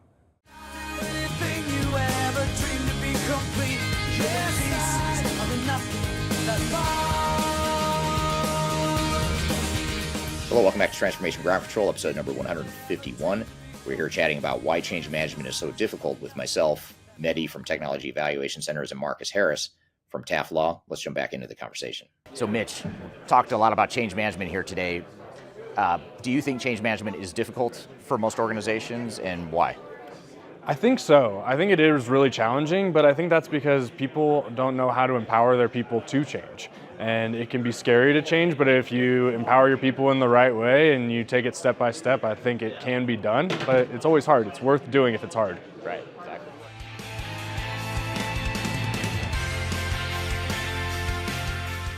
So Amanda, do you think in general change is easy for most organizations? Is it harder than they think? What do you think? I think it is harder than they think. Why is that? Harder than anyone thinks. I think just human beings, people, that's how we're wired. Homeostasis is always comfortable.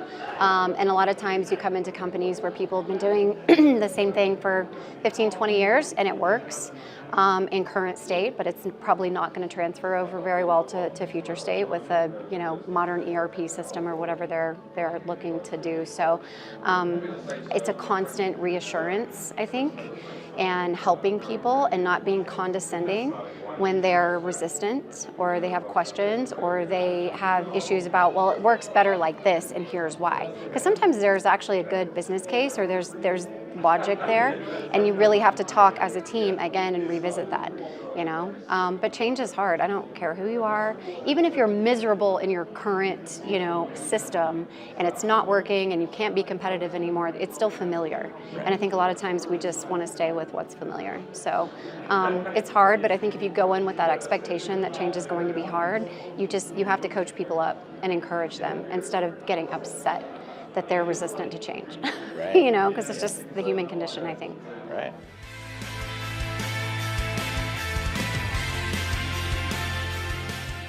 So Jordy, do you think change is difficult for most organizations?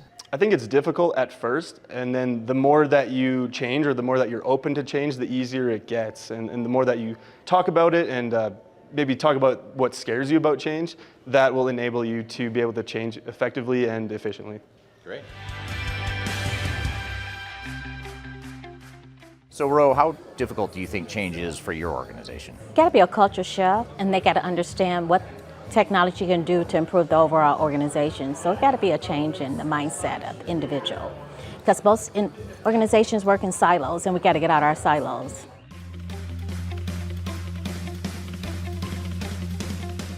So Emma, for organizations you work with and consult to, is change management difficult, or how difficult is it? I think it's one of the hardest things that any business has to manage, and it's more because the people side of change is what is really sticky.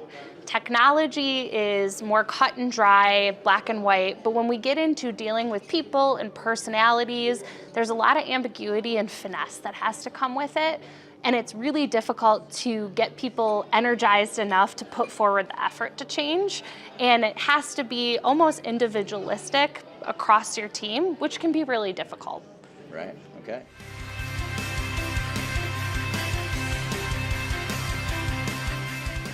So Carrie, change management's always a big deal, and organizations going through change with digital transformations. You have to ask, is change difficult for most organizations, and why?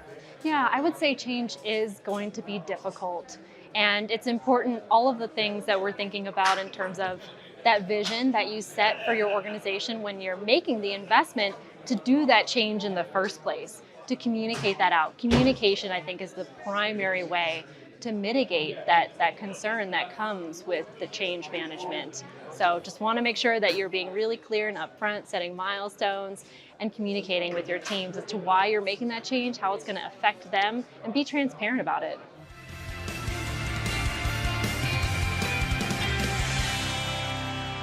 So now that you've heard from the experts, I want to hear from you. What do you think? What are your answers to these questions? Leave a comment below. I'd love to hear your thoughts. And for more information about digital transformation best practices, I encourage you to download our 2024 Digital Transformation Report. It's a report we publish each year. You can find that on our website by scanning the QR code or going to the links below. So I hope you found this information useful and hope you have a great day. All right, good stuff. Thank you, Mehdi and Marcus. That's really interesting and hopefully gives us some good context of why change is so difficult and how we can start to frame the change management problems and challenges that most of us have during digital transformations. We're going to continue this thread, though, and talk a little bit more specifically about change strategies and what kind of change management strategies are relevant to us as an organization or the most effective as organizations that are going through change initiatives. So we're going to take a quick break. When we come back, we're going to roll this clip. It's actually from my YouTube channel where I talk about top 5 change strategies that you should be thinking about with your digital transformation initiative. We're going to play that clip for you here in just a moment. But first, we're going to take a quick break. We'll be back with more Transformation Ground Control. What we're living in, let me tell ya.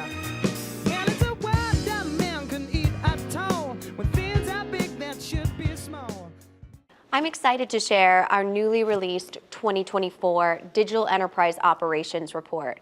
This free download is available on the Third Stage website at thirdstage-consulting.com. This report is truly packed full of technology-independent and agnostic insights for your project to ensure that you're strategically optimized for success. Download your copy today with the QR code in front of me or visit our website for more details.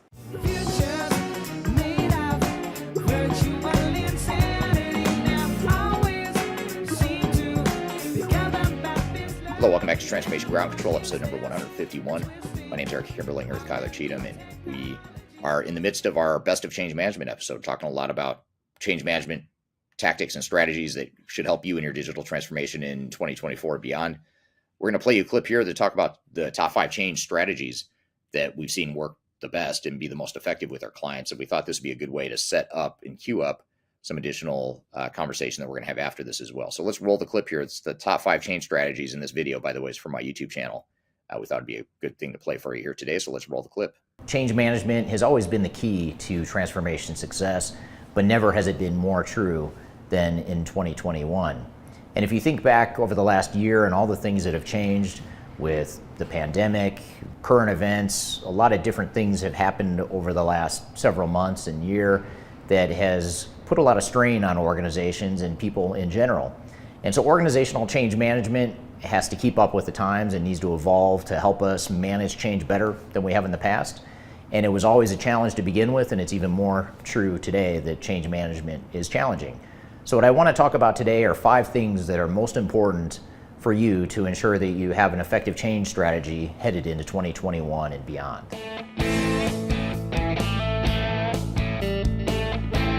So just to set the backdrop for what organizations and their people are going through right now, is they're going through a lot of change, and there's a certain amount of change fatigue that people are suffering from right now within organizations. As I mentioned, they're dealing with not only pandemic and health concerns, they're dealing with economic issues in many cases, they're dealing with a lot of uncertainty at the organizational level and at the personal level, and there's just been a lot of change imposed on people that they may or may not be happy with or comfortable with. So whether you like it or not, your people have already gone through a great, huge amount of change. And if you throw a business or digital transformation on top of that, now all of a sudden you're talking about potentially reaching a breaking point where people just simply aren't able to keep up with the magnitude of change in the world. So this is a concept that's commonly known as change fatigue. And when we've talked about change fatigue in the past, or when we've talked about change fatigue with clients in the past, typically it's been in the context of when we're trying to change our business or improve our business. If we do it too quickly or we impose too much change at once, that can create change fatigue. And that still is a risk with organizations going through transformations. But today we have to worry about the change fatigue that may already exist before we've even started our digital or business transformation. And for many of the reasons I mentioned, those changes have been imposed on people leading up until now. So when we create our change strategies, we really have to do a good job of getting a pulse on where people's heads are and their level of comfort with change in general, and their overall stress level and morale level. That's very important to really understand as a baseline where people's heads are and how open to change they may be or how resistant to change they may be because they've potentially simply had enough. So understanding this whole concept of change fatigue and really looking at change readiness and assessing the readiness of your organization to handle even more change is something that's very important and a sort of prerequisite to defining an effective change strategy in today's day and age.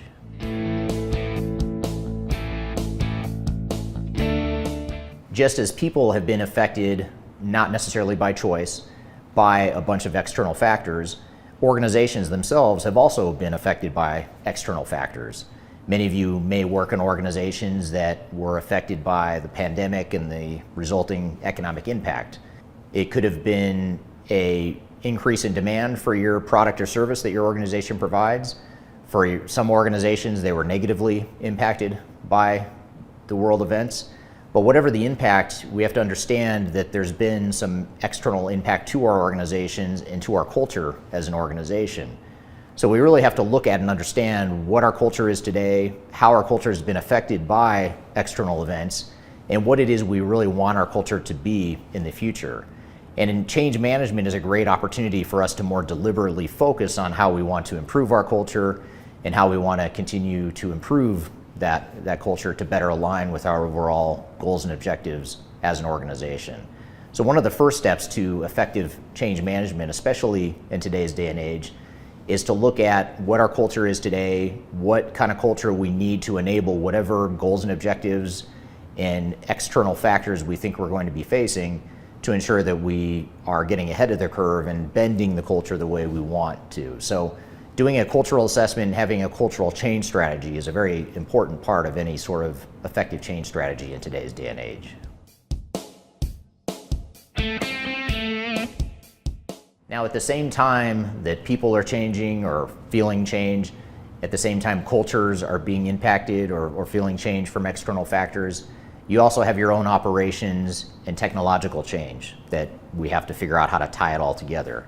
So in other words, we need to figure out as part of our change strategy, how do we align our people, our processes, and our technologies? And organizational change management is typically the glue that holds that all together. So when we look to the future of where we're headed as an organization, and now that we're starting to get used to the way the world is today and the way it's evolving, for better or for worse, we need to understand how we can use change management to ensure that we are furthering the organization, improving the organization from an operational perspective, technological perspective, and ultimately a people perspective as well. And change management, like I said, is really the glue that holds that all together. So think of your change strategy as a way to tie together those three pieces to really align with the future of where you're headed as an organization. Once we have a handle on people, processing, technology, and how we're going to bend our culture, how we're going to address change fatigue, now we need to define what our change strategy is, and we need to define an effective change management strategy that will best align with who we are as an organization and where we're headed as an organization.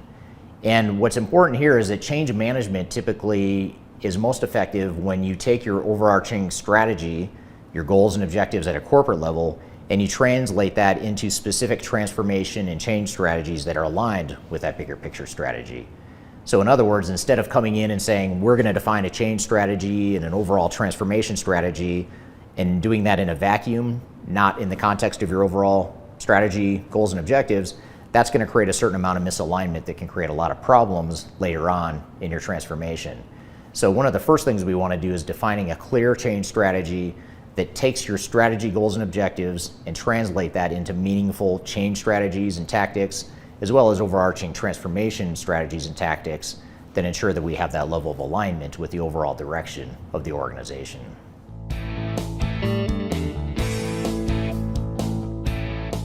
Now, just as we want our change strategy to be well aligned with our overall corporate strategy, we also want to make sure that our executives and internal stakeholders are all aligned as well. So once we've defined this change strategy and what it is we're going to do to better align our people, process, and technologies and affect our culture and bend our culture the way we want to, now we need to look at ways that we ensure that our executives are aligned and our stakeholders are aligned in what that change means to the organization. And this is really a way to continue to unpack and to continue to cascade those change strategies down throughout different parts of the organization. And we want to make sure we're all rowing in the same direction, that all the different parts of the organization are going the same direction. And so making sure we're all aligned and that we have the same vision and definition of what this project means or what this transformation means to us in our part of the organization is something that's very important. And the larger and more complex and more diverse your organization is, the more likely it is that you're going to be misaligned as a team. And then when you throw curveballs on top of that, such as macroeconomic or pandemic type of factors that are external to the organization, that creates even more misalignment. So alignment and looking at executive and stakeholder alignment is more important than ever given all the changes that are happening in the world today. So we want to make sure we have a clear alignment strategy for how to get our stakeholders aligned. And I've included a link below to a video on my YouTube channel that covers the concept of alignment in more detail. Will hopefully give you some ideas on how to enable better alignment throughout your organization.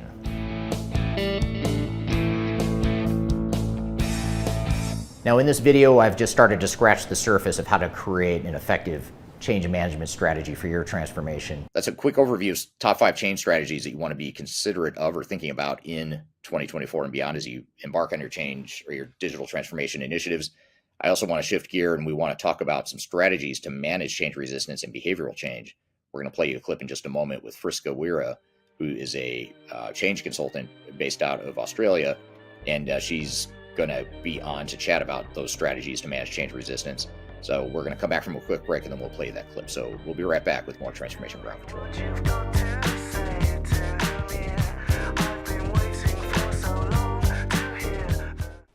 If you are aiming for transformation success, turn to Third Stage Consulting Group. Third Stage's independent and technology agnostic consulting team helps clients define their digital strategies, define their roadmaps, and manage their transformations. With offices in the US, Europe, and Australia, our team helps the world's most forward-thinking organizations through their transformation pitfalls and risks. If you are embarking on a digital transformation or business change initiative, contact Third Stage Consulting to see how we can help you reach the third stage of transformation success. Learn more about us and download independent reports, videos, and other best practices at thirdstage-consulting.com.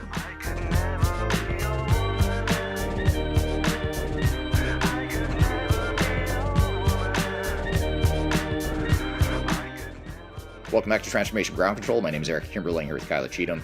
Episode number 151. This is the best of change management, and you can find new episodes of this show every Wednesday at transformationgroundcontrol.com. This last clip we're going to play for you here is a interview that I did with Friska Wirya, who's a change consultant based out of Australia. She's an influencer. She's big on Instagram. She has, I believe she has a podcast where she's been featured on a lot of podcasts, does a lot of thought leadership out there about change management. So we thought it was fun to have her on the show where I interviewed her to talk about change resistance and behavioral change. So we thought this would be a great closing clip to play for you as far as just getting a different perspective and additional inputs into how we can manage change resistance. So let's roll the clip of Friska and I chatting about strategies to manage change resistance. What if leadership themselves are part of the problem? And if so, if they are the problem, then what do you do to mitigate that resistance at the leadership level? Yeah, this is a challenge, especially the middle layer of management. I call them the permafrost layer because often we expect them to lead their own teams and their own people through change when they themselves haven't gone through the change process. So they themselves are trying to make sense and they're doing a bit of soul searching, a bit of meaning making. What does this change mean to me, etc. So the first steps when leaders aren't on board with change is to really understand what is the source of their hesitation. And in my experience, if people are resisting change, it's because they're scared of something. They're scared of loss, scared of losing something, and we are more motivated to act by loss than gains. So it's either power, prestige, protection, pay, or performance. So if it's pay, they may be concerned that, I don't know, their bonuses are at stake or they're not going to meet their SDIs. So I've seen this time and time again when a new performance management system is rolled out and they're like, oh, there goes my A, B, and C. Prestige is about, maybe they're losing their corner office. Maybe they're losing some perks so that the prestige of their role is losing its luster. Performance. This change could mean it's very challenging for them to maintain a high level of performance and thus look good in their job, right? We don't know. Protection. So this particular leader could be protected, sheltered somehow, which kind of hides their underperformance. And this change, such a restructure, could take the lid off that. So we don't know which of these pieces is driving their resistance and their sense of loss if we don't, A, talk to them about it. And if we don't have that relationship with them, we need to cast our net wider and find out who does. Because, for example, new client, me sitting down with the CEO saying, so why are you resisting? It's not going to work. Like you can't adopt an abrupt frontal effort like that. You need to be a bit more subtle, a bit more delicate and a bit more tactful. But the answer will not come overnight. So it takes, and it comes from all sources. It could be, observing them. It could be asking different people in the organization. But really what will help a lot is if you practice a great deal of empathy. So what is it that they're concerned about, right? Walk a mile in their shoes and see things from their perspective to get the answer. Right. And so you've said it a couple times now, but I think it's super important, those 5 Ps. Can you just repeat it one more time? Pay, protection, prestige, performance, and power. That's great. I love that framing. Is that something you developed? I'm just something curious. I developed. Yeah. From many years of experience. It's always one of those Ps. The 5P model by Friska. You heard it here first. But that's great. And then just building on that, this is from Kyler on LinkedIn. She asked, building on that comment that you just had or that thread about leadership, what is the responsibility of leadership to combat and address resistance? Now, assuming they're on board, that we're not necessarily addressing resistance to change at the leadership level, although it's more common than many may think. What is their role and how should they be involved in addressing resistance to change? They need to be hands-on. Like the change management professionals like you and I, we can provide the conditions for adoption to thrive. We can provide advice. We can say, hey, this person may be upset because of A, B, C, but it's up to the leaders to actually have those hard conversations with people and understand what's driving their resistance and use their own relationships, their networks, their gravitas, their pull to drive adoption and buy-in for this change. Because at the end of the day, that's the leader's role. And this is where I see a lot of organizations kind of fall by the wayside the leaders tend to subcontract or defer their resistance management responsibilities to their 2IC or the consultants, such as myself. Well, it's not the consultant's role, it's the leader's role. I mean, that's why they make the big bucks. They are the leader. They're expected to advocate for the change, sponsor the change upwards, build a coalition horizontally of support, and manage resistance actively. Right. Yeah. Yeah. Great. Makes total sense. I feel like we missed that question by that gentleman that asked, will change still be successful if leaders aren't on board? I would say no. And if there is success, it's very short term. So when I first enter a client organization, always start at the top. So understand where they sit in the change commitment curve. And if they are resistant, find out why. Right. Yeah, that's great. Great point of clarification. And actually that sort of leads to another question here from the folks at my company at Third Stage. The question is, how do you help leadership identify which of the 5 Ps is creating resistance? So we know there's resistance, we sense it, we feel it, our gut instinct tells us there is resistance or there's some sort of behavioral, people-based issue, but how do we get to the bottom of what's driving that? Yeah, so the activities that we're talking about now is a key fundamental step in any good change management effort, which is stakeholder analysis. So stakeholder analysis is not done by one person. It's not done by me in my office alone. It is, shared amongst a few different key stakeholders in a business to make sure that we really understand the root cause of the resistance, because they're the ones with the years of tacit, organizational knowledge. They understand the culture.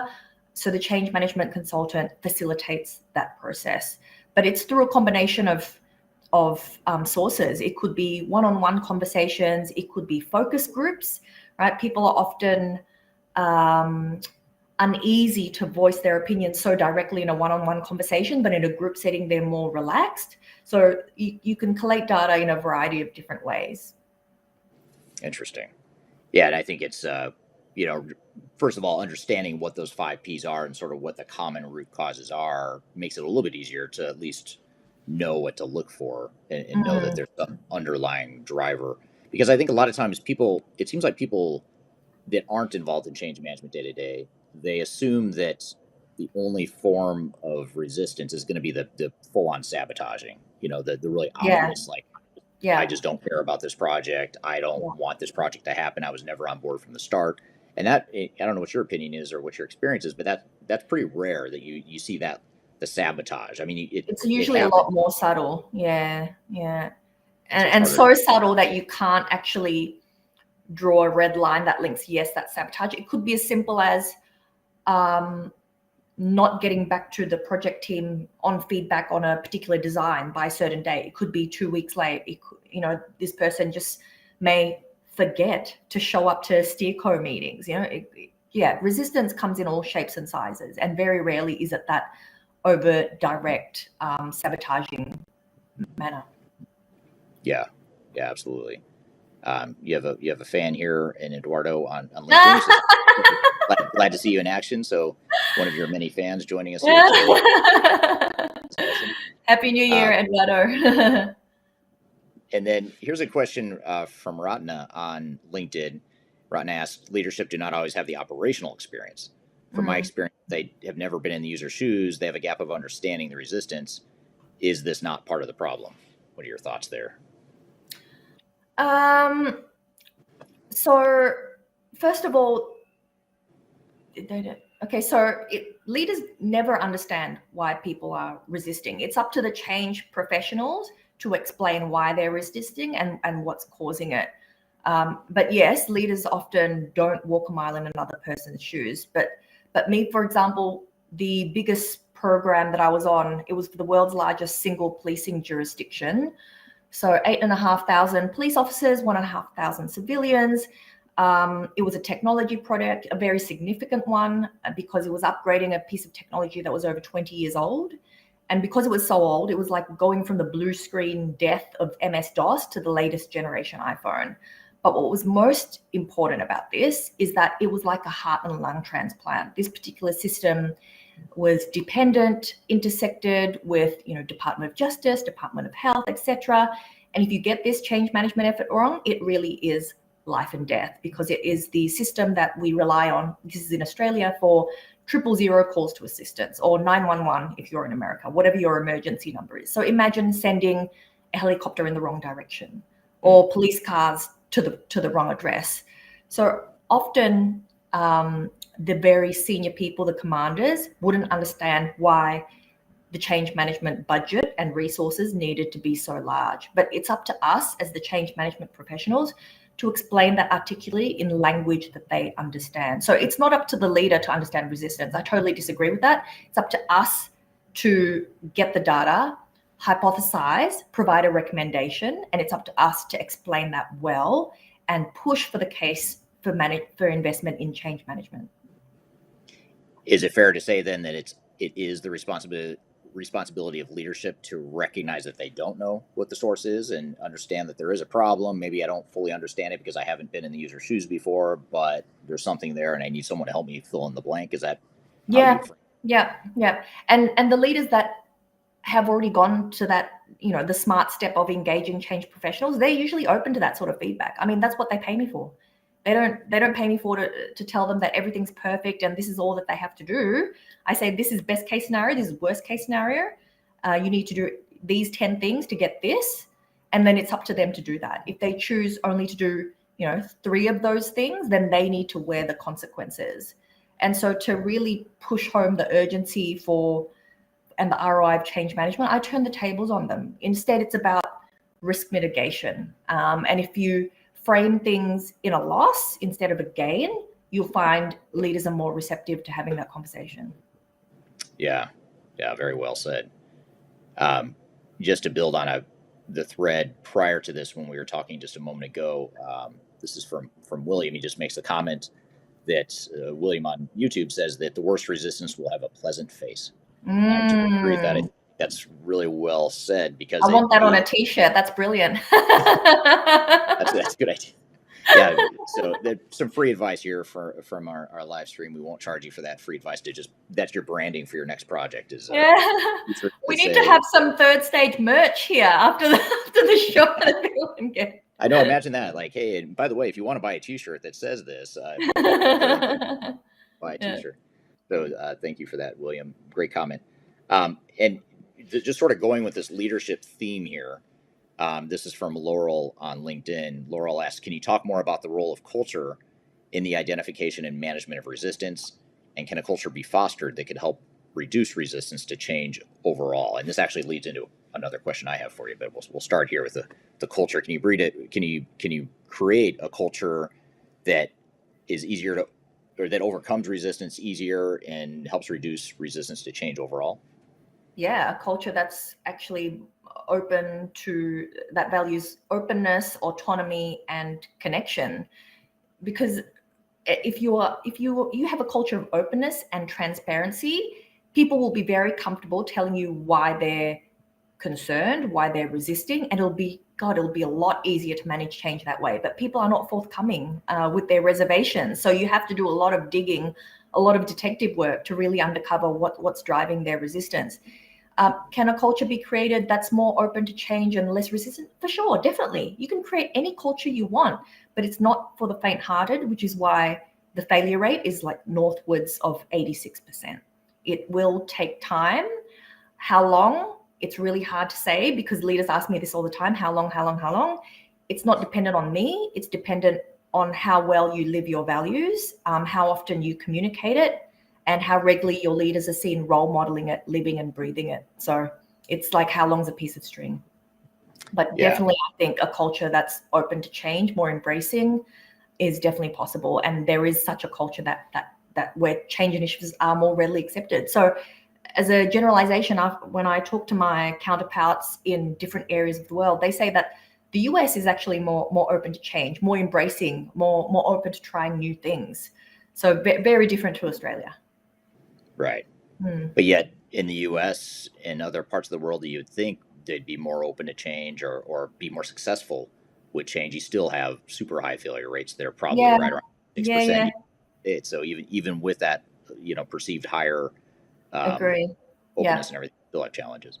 Yeah. And I think You also bring up a really interesting point, kind of going back to the 5 Ps. So you talked about the 5 Ps, which are the power, prestige, pay, et cetera. That's more like the individual based sources of resistance. But then the next layer up is like the organizational dynamics and culture that could cause resistance. And you just touched on a few of them, which is not having a culture of openness, or not having a culture of collaboration, or operating in silos. A lot of times you look at things that are just inherent in your DNA in the current model, and it's not by design, but those things, those organizational cultural nuances, are the things that cause groups of individuals to resist change or struggle with change. Would you agree with that? It's almost like there's individual based resistance, but then there's the organizational dynamics that could cause even the best intentioned people to resist change. I mean, if the organization has, and also if the organization has a history of failed change initiatives, then people know what to expect, and they know it's always painful. So of course they're not going to be supportive. And to try to kind of explain how this plays out. So I think I've told you this story. I'll give you an example of a one-on-one personal situation, and you can imagine how this plays out in large organizations. So I was in Sydney one day walking along George Street, which is one of the main thoroughfares there, with my best friend. We were looking for somewhere to have lunch. And out of the corner of my eye, I spot a new falafel restaurant. And I said, oh, I've seen that falafel restaurant be written up in the Australian. It had really good reviews. We should try it. And she didn't even entertain. Straight away, she said no. And I said, what do you mean no? Like, I just told you it won these awards. It's been recognized as this. And she said, no, I tried a falafel restaurant once 8 years ago. It was really bad and it upset my stomach. Never want to do it again. From one bad experience. But you can see how this plays out in organizations all the time. It's like, oh, we had a restructure 5 years ago. All my mates were laid off. Communication was shit. Of course, people are not going to put their hand up and think, oh, great, here's another restructure. So it just takes one bad experience with change to kind of really ingrain that knee-jerk negativity anytime a new change is introduced. Even when you say, you know, it's new leaders now, we've got a new consultant, things will be different, So people are resistant, which is why change management consultants are always on the back foot, because usually change hasn't been done well in an organization and people aren't going to put their hand up for more pain. All right, that was Friska and I chatting about strategies to manage change resistance and behavioral change. Hopefully that gives you some good context to understand change resistance and what some of the strategies are to overcome it. I also wanted to share, one thing, if you're interested in change management, learning more and getting a deeper dive into change management, you can also download our guide to change management off of our website. We'll include a QR code right here that you can scan, or you can go to the links below. But be sure to check that out. If change management is something you're interested in, you want to learn more about it, you can go to Third Stage Consulting's website. Again, we include the QR code and the link below that you can get that guide to change management. So to give you some deeper dive tactics and strategies that you could be using for your digital transformation. So be sure to check that out. And hopefully this episode is giving you what you're looking for as it relates to change management. We have new episodes coming out every Wednesday. We inevitably talk about change management in just about every episode, if not all episodes, but this was obviously an opportunity to hone in and focus on change management. We'll be back with more Transformation Ground Control next week, so be sure to check it out every Wednesday, new episodes at transformationgroundcontrol.com. So I hope you have a great day, and we'll see you next week on Transformation Ground Control. Have a great week.